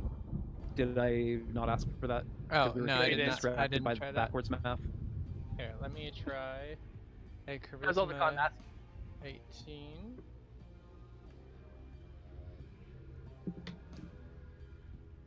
$16 plus 2. All right, yeah. So you, that effect has ended on you. You're immune to that effect for 24 hours, and you take an additional point of exhaustion. Me math hard and me sleepy. You're free. It's all good. Casimir on his turn has hit himself pretty fucking bad. It probably would have been fatal if Manu hadn't helped him out the round or earlier in this round. Amber Golem hasn't really been much of a threat to y'all yet. Its turn. What's its speed?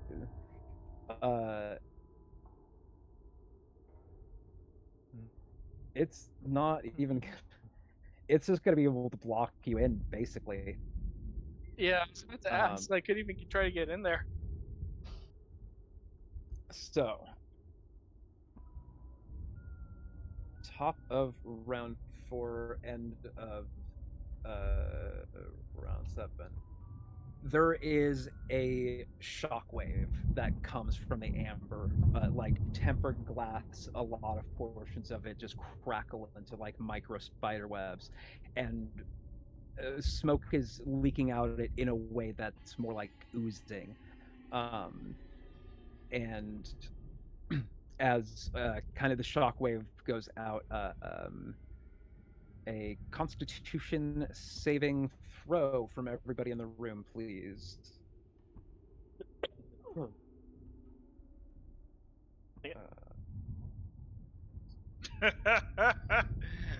Jack rolls a nat 1 to Oh. literally nobody's surprised.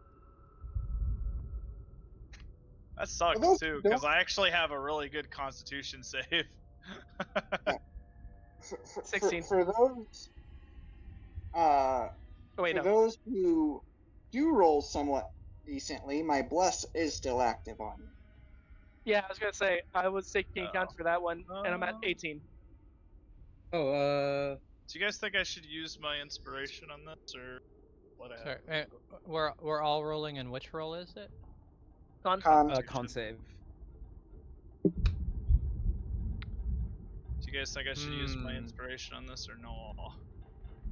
Would you originally roll? I'm gonna use a lucky right now, so I go for it. Yeah, I'll use try for it. Oh my god, I went from a 4 to a 5 on die. Oh no! I went from a nat 1 to a 5. Sorry, and this is Constitution? That's better. Constitution. Yes. Although with bless, that does leave me at a 16. Oh shoot, I forgot bless. So that's a 13, 17. Okay, I'm good. 18 for me, and technically Casimir gets a +4 for me as well because of the aura of protection. What was the DC on that? It was 17. I'm 1 short. Fuck off. I'm sorry there. I couldn't have rolled a 6. I had to roll a 5. Get the fuck out of here.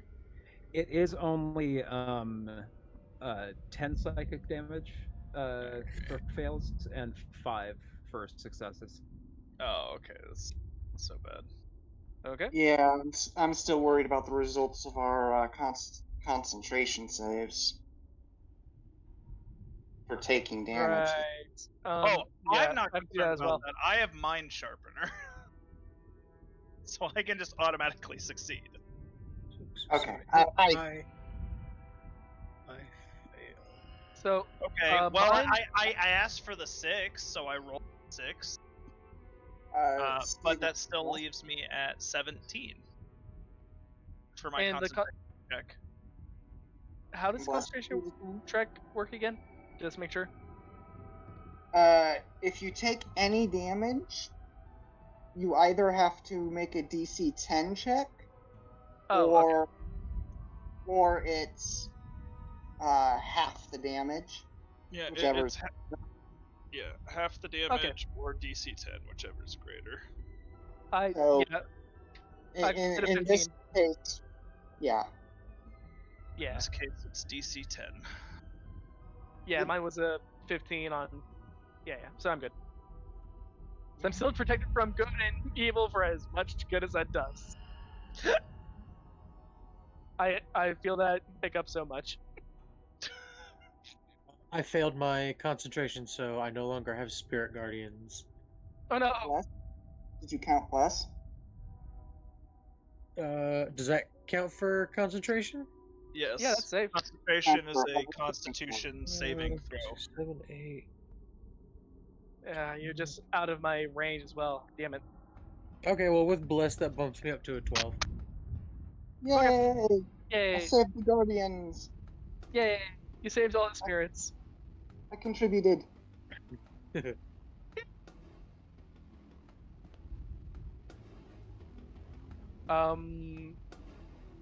So whose turn was it now? Jack's? Yeah, it's the beginning of round 4. Oh, I know we're just about to finish this battle, but I am out of time. Yeah, I gotta start getting ready for work. I just walked away to use the restroom too. Don't worry, I came back. Okay. Well- we can wrap because it sounds. Yeah, like, I don't. didn't I have remember I have if it time to was- say goodbyes. I don't have time to say goodbyes and do any Yeah, more turns. I didn't remember if it was 8 or 8:30, and I usually try to wrap up before 8. We've been going a little Oh, you're slow, good. but yeah. I was hoping this fight would be a little more dynamic and thinky and less kind of worth throwing numbers at each other. Did a lot of work homebrewing. Hope you enjoyed kind of what I was Yeah, it was fun. putting Yeah. down there. Big Mattel. All right. Well, this has been a very fun session. Yeah. Yes. Thanks. I mean, it kind of felt like a fever dream at parts, but that's not a bad thing. And credit to where credit is due, both our twirly shenanigans and yes, Agatha, you did a very interestingly good job with making it a more, like what you're saying about making it more dynamic, making it more interesting, making it an actual like puzzly to an extent. It felt more like a Souls fight. Yeah, I was concerned. I think that's a good feeling for a boss battle. yes, there's tension, there's What do you excitement, want? there's confusion. Uh-oh. You did. This is very good, Agatha. Thank you. I appreciate that. So, oh, wait, who just left? Scout. Thank you. Oh, No, here. Scott's The still here. recording bots. Oh. I'm still here. So, Twice in a row, I've survived. did we want to say? Okay, so I apologize. Are we just kind of ending it mid-battle then, or what's going on? Yeah, We're I have basically to. going to be picking up next session at the top of round 4. Okay, I just want to make sure. I wasn't sure if we were ending with the battle more or less done or not. So, okay, cool. Oops. Yeah, I was hoping to run this a little bit quicker, because there's going to be a little bit of role play. Exothanta really, really wants to get another hit of that good stuff from Manu. He So needs a to bit of a stop cut. that. He needs to stop that. I mean, Okay. us not finishing was mostly our fault, to be fair.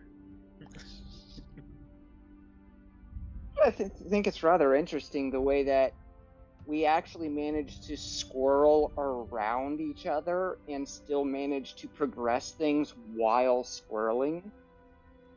Like, Yeah. we managed this time to talk through each other. So there were multiple people talking at a time, but people were actually still tracking the correct conversation.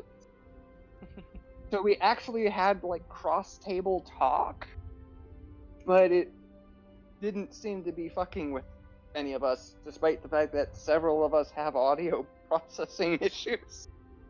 I have no So, idea what you're referring to. before I logged in.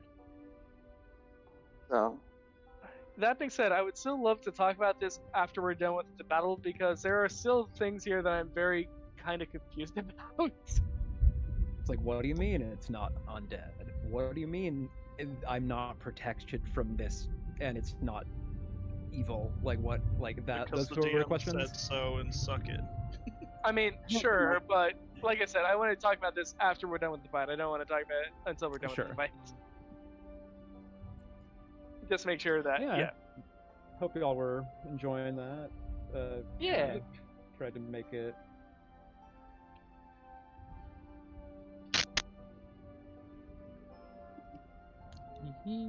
Okay, well, Yeah. I'm a hop off, y'all. But thanks for the Okay. game. It was a good Yeah, time. have a good thanks night, again. Scout. Thanks for joining us. Good night. Yeah. Night. Bye. Be safe. Have Bye. a good night at work. And yeah, can't wait for the next session then. Yeah, I think things are great. Things are actually settling down with me a little bit to be. Oh, great. I should be pretty soon getting back to being able to run more regularly. I feel like it was 3 or 4 months since our last one. These last 2 Was it? years have been really, really hard. Fair. So the frequency at which I've been able to run stuff has been. I feel like we've done like 4 or 5 games in the last 2 years that I've been here. Has it? Things that I've been kind of waiting on, same things that I've been working on, is like finally starting to like get those ducks in a row. So it seems like I could get back to the usual consistency of still only being able to run a game like once or twice a month. Okay. Once usually, and twice if the occasion arises. But yeah, the last couple of years has been a lot of things have been bad. And again, I try not to get into too much of an overshare, especially when this is being recorded and putting up on YouTube. I guess I could hit stop on the recording now, but Yeah. Yeah, you're good. just so as to say, a lot of the things that have been really hard over the last couple of years, it's kind of, I'm still holding my breath because some of them just aren't real yet. They're just, I've just been told they're going to be real shortly. And Finally getting your disability? Once some of those, no, not disability, but assistance for housing because I'm disabled with a disability case that hasn't concluded yet, kind of situation. Trust me, I understand. So yeah, and then a couple months ago, Mom visited, and then Chris and I really, really sick, and I don't remember a couple other like kind of very shifting events. I'm trying to redo my living room, so basically, like, I'm pretty ADHD, so I try to overcorrect by being pretty tidy. Also, because being in a pretty untidy space makes me a little anxious about it, especially when it's my mess to clean up. I get that. So I try not to fall into the habit that, you know, between depression and ADHD, it can be really easy to have just a corner that's just your chaos corner, your Fibbermiggy's closet of just like, fuck it, it's going there for now. And since I don't really use my computer a lot outside of game time, this kind of became that spot. So it's just like everything just piled up and like. Yeah, flat surfacitis. The couple days before game time, I got most of my notes and how I was going to homebrew this session and like a lot of that stuff prepped. But waking up in the morning, my bed's there facing this way. It's like, God, that's a fucking mountain to climb of a mess to clean. And I just feel so bad and don't want to do it. It looks really good now. Yeah. Thank you. I still want to move everything in my room. Awesome. I kind of want to get like the bed up against this wall and then the desk over there, partly so the microphone is further away from the AC unit, which is part of the reason why you have to turn me up so loud, is because I need to turn my gain down enough to still be next to an AC unit and not have it sound real bad.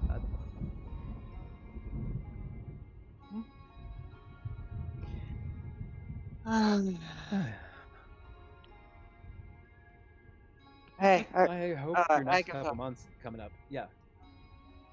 I already told literally everyone else this story because I'm telling everyone this story.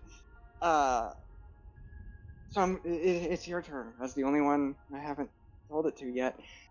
So last Saturday, the court agent came to serve us our actual papers for the eviction court date. Finally, like, it's been in the court system for a while longer than that, and we already knew that because we checked. So we knew the papers were coming, and it took them way longer than it should have. But I really expected him Friday afternoon or evening, but it came last Saturday morning around 9 a.m. So I was I don't making my want coffee. to derail you, but before you continue, do you want me to stop the recording? To not have to Didn't go you It over? doesn't already? matter. It Okay. doesn't I thought matter. you already did. Okay. Yeah, but I'm not giving any incriminating details. I said it's an eviction court, but anyway. Yeah. The court officer. I open the door. He's got the papers. He's got his little mini court badge on top of it, so I know what it is. I was waiting for it. Are you Annie? My roommate's mother. My roommate's name is Anna. And I'm like, no. And he looks down at the papers, looks at me, gets really confused, leans in even more confused. Are you just? Which, if you can't piece that together, that's my dead name, and still my legal name. It's like, I hadn't shaved in 4 days. I did not look all that femme at them. And still, it's like, no, clearly you must be the woman here. I very frequently forget That is a your dead name. weird situation to feel gender bye, guys. affirmation in. Good night. And I, Yep. I mean, Me too. Bye bye. bye-bye. Good night. I mean, my mother commented, like, because I'm of all my intersex weirdness, I never looked all that mask, and I was made fun of it a lot.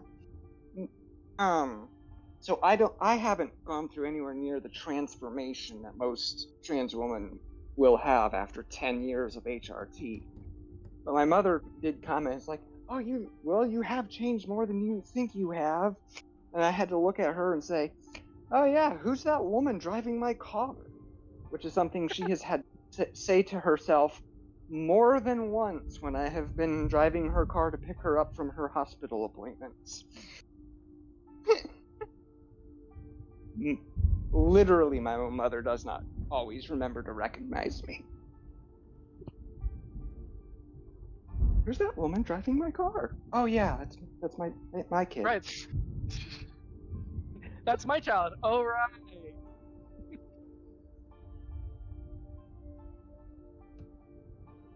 Well, I hope your housing stuff coming up.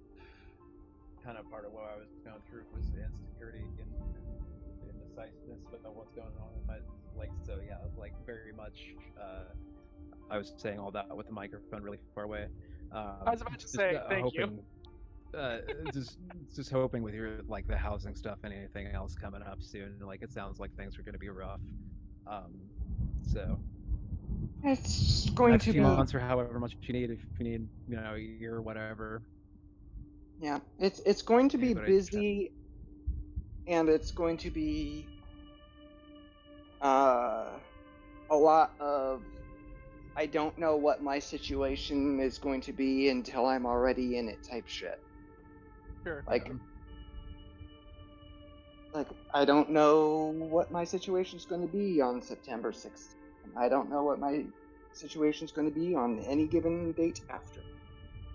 So I gotta be getting ready.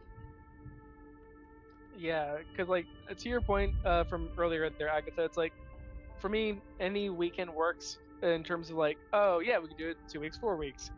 I very much know that I am in the minority in the regard of like I'd rather make sure that everyone can be there and comfortably, I should say.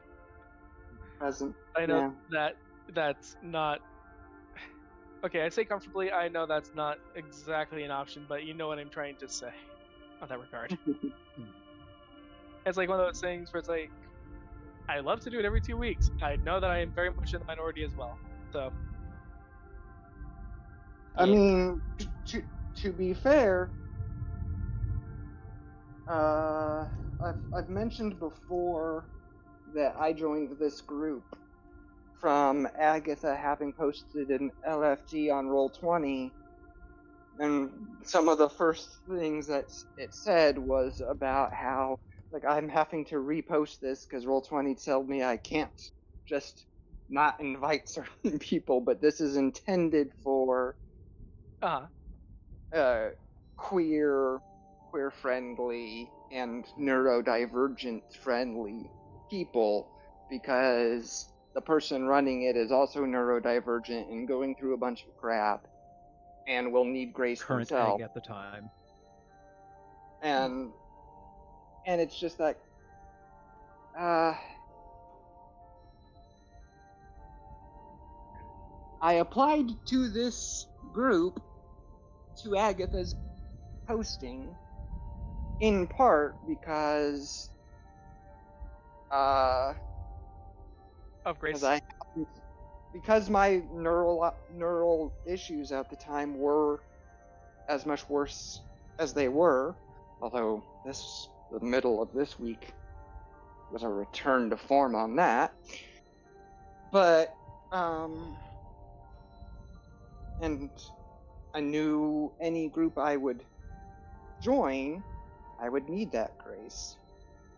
And if I didn't have that grace and I didn't have a group that was that understanding about that issue, I would have felt really freaking guilty. And so I am very glad for this group you've put together, Agatha. Yeah, I'm yes. glad you've been here this whole time. You've been here the whole time. I apologize. Can you? I can't hear you. Samurai quote. Yeah. I've been here the whole time. I got the returning the sentiment, but I also appreciate Brooke's presence in this group. Yeah. So it's been. Oh, speaking of, okay, so to go back earlier, just to clue you in on what the hell was going on earlier. Okay. So for a one shot that I was doing for the other group, for basically the group, but all those I could actually. I'm listening, but I'm walking off frame. No worries. The long story short is, I had to basically make a character sheet from scratch because one of my players wanted to play a unique class. I know I probably was making it while slightly inebriated, as I generally am with things. Usually way of it. I completely forgot the fact that I put into... Now here's the thing, I thought I put it as a sub-race because I had no idea what to throw in for sub-race for a goblin character as Scrungle.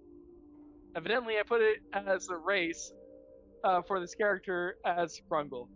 And for the very last, fucking 30 minutes to a goddamn hour of our session last time, we witnessed the full fact that I named one of the character races as Scrungle for our goblin character.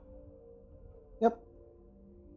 I come from now a line of Scrungles. My father was a Scrungle. I am a Scrungle. My grandfather was a Scrungle. All the Scrungles. The Grand Scrungle. He scrungled along scrungly.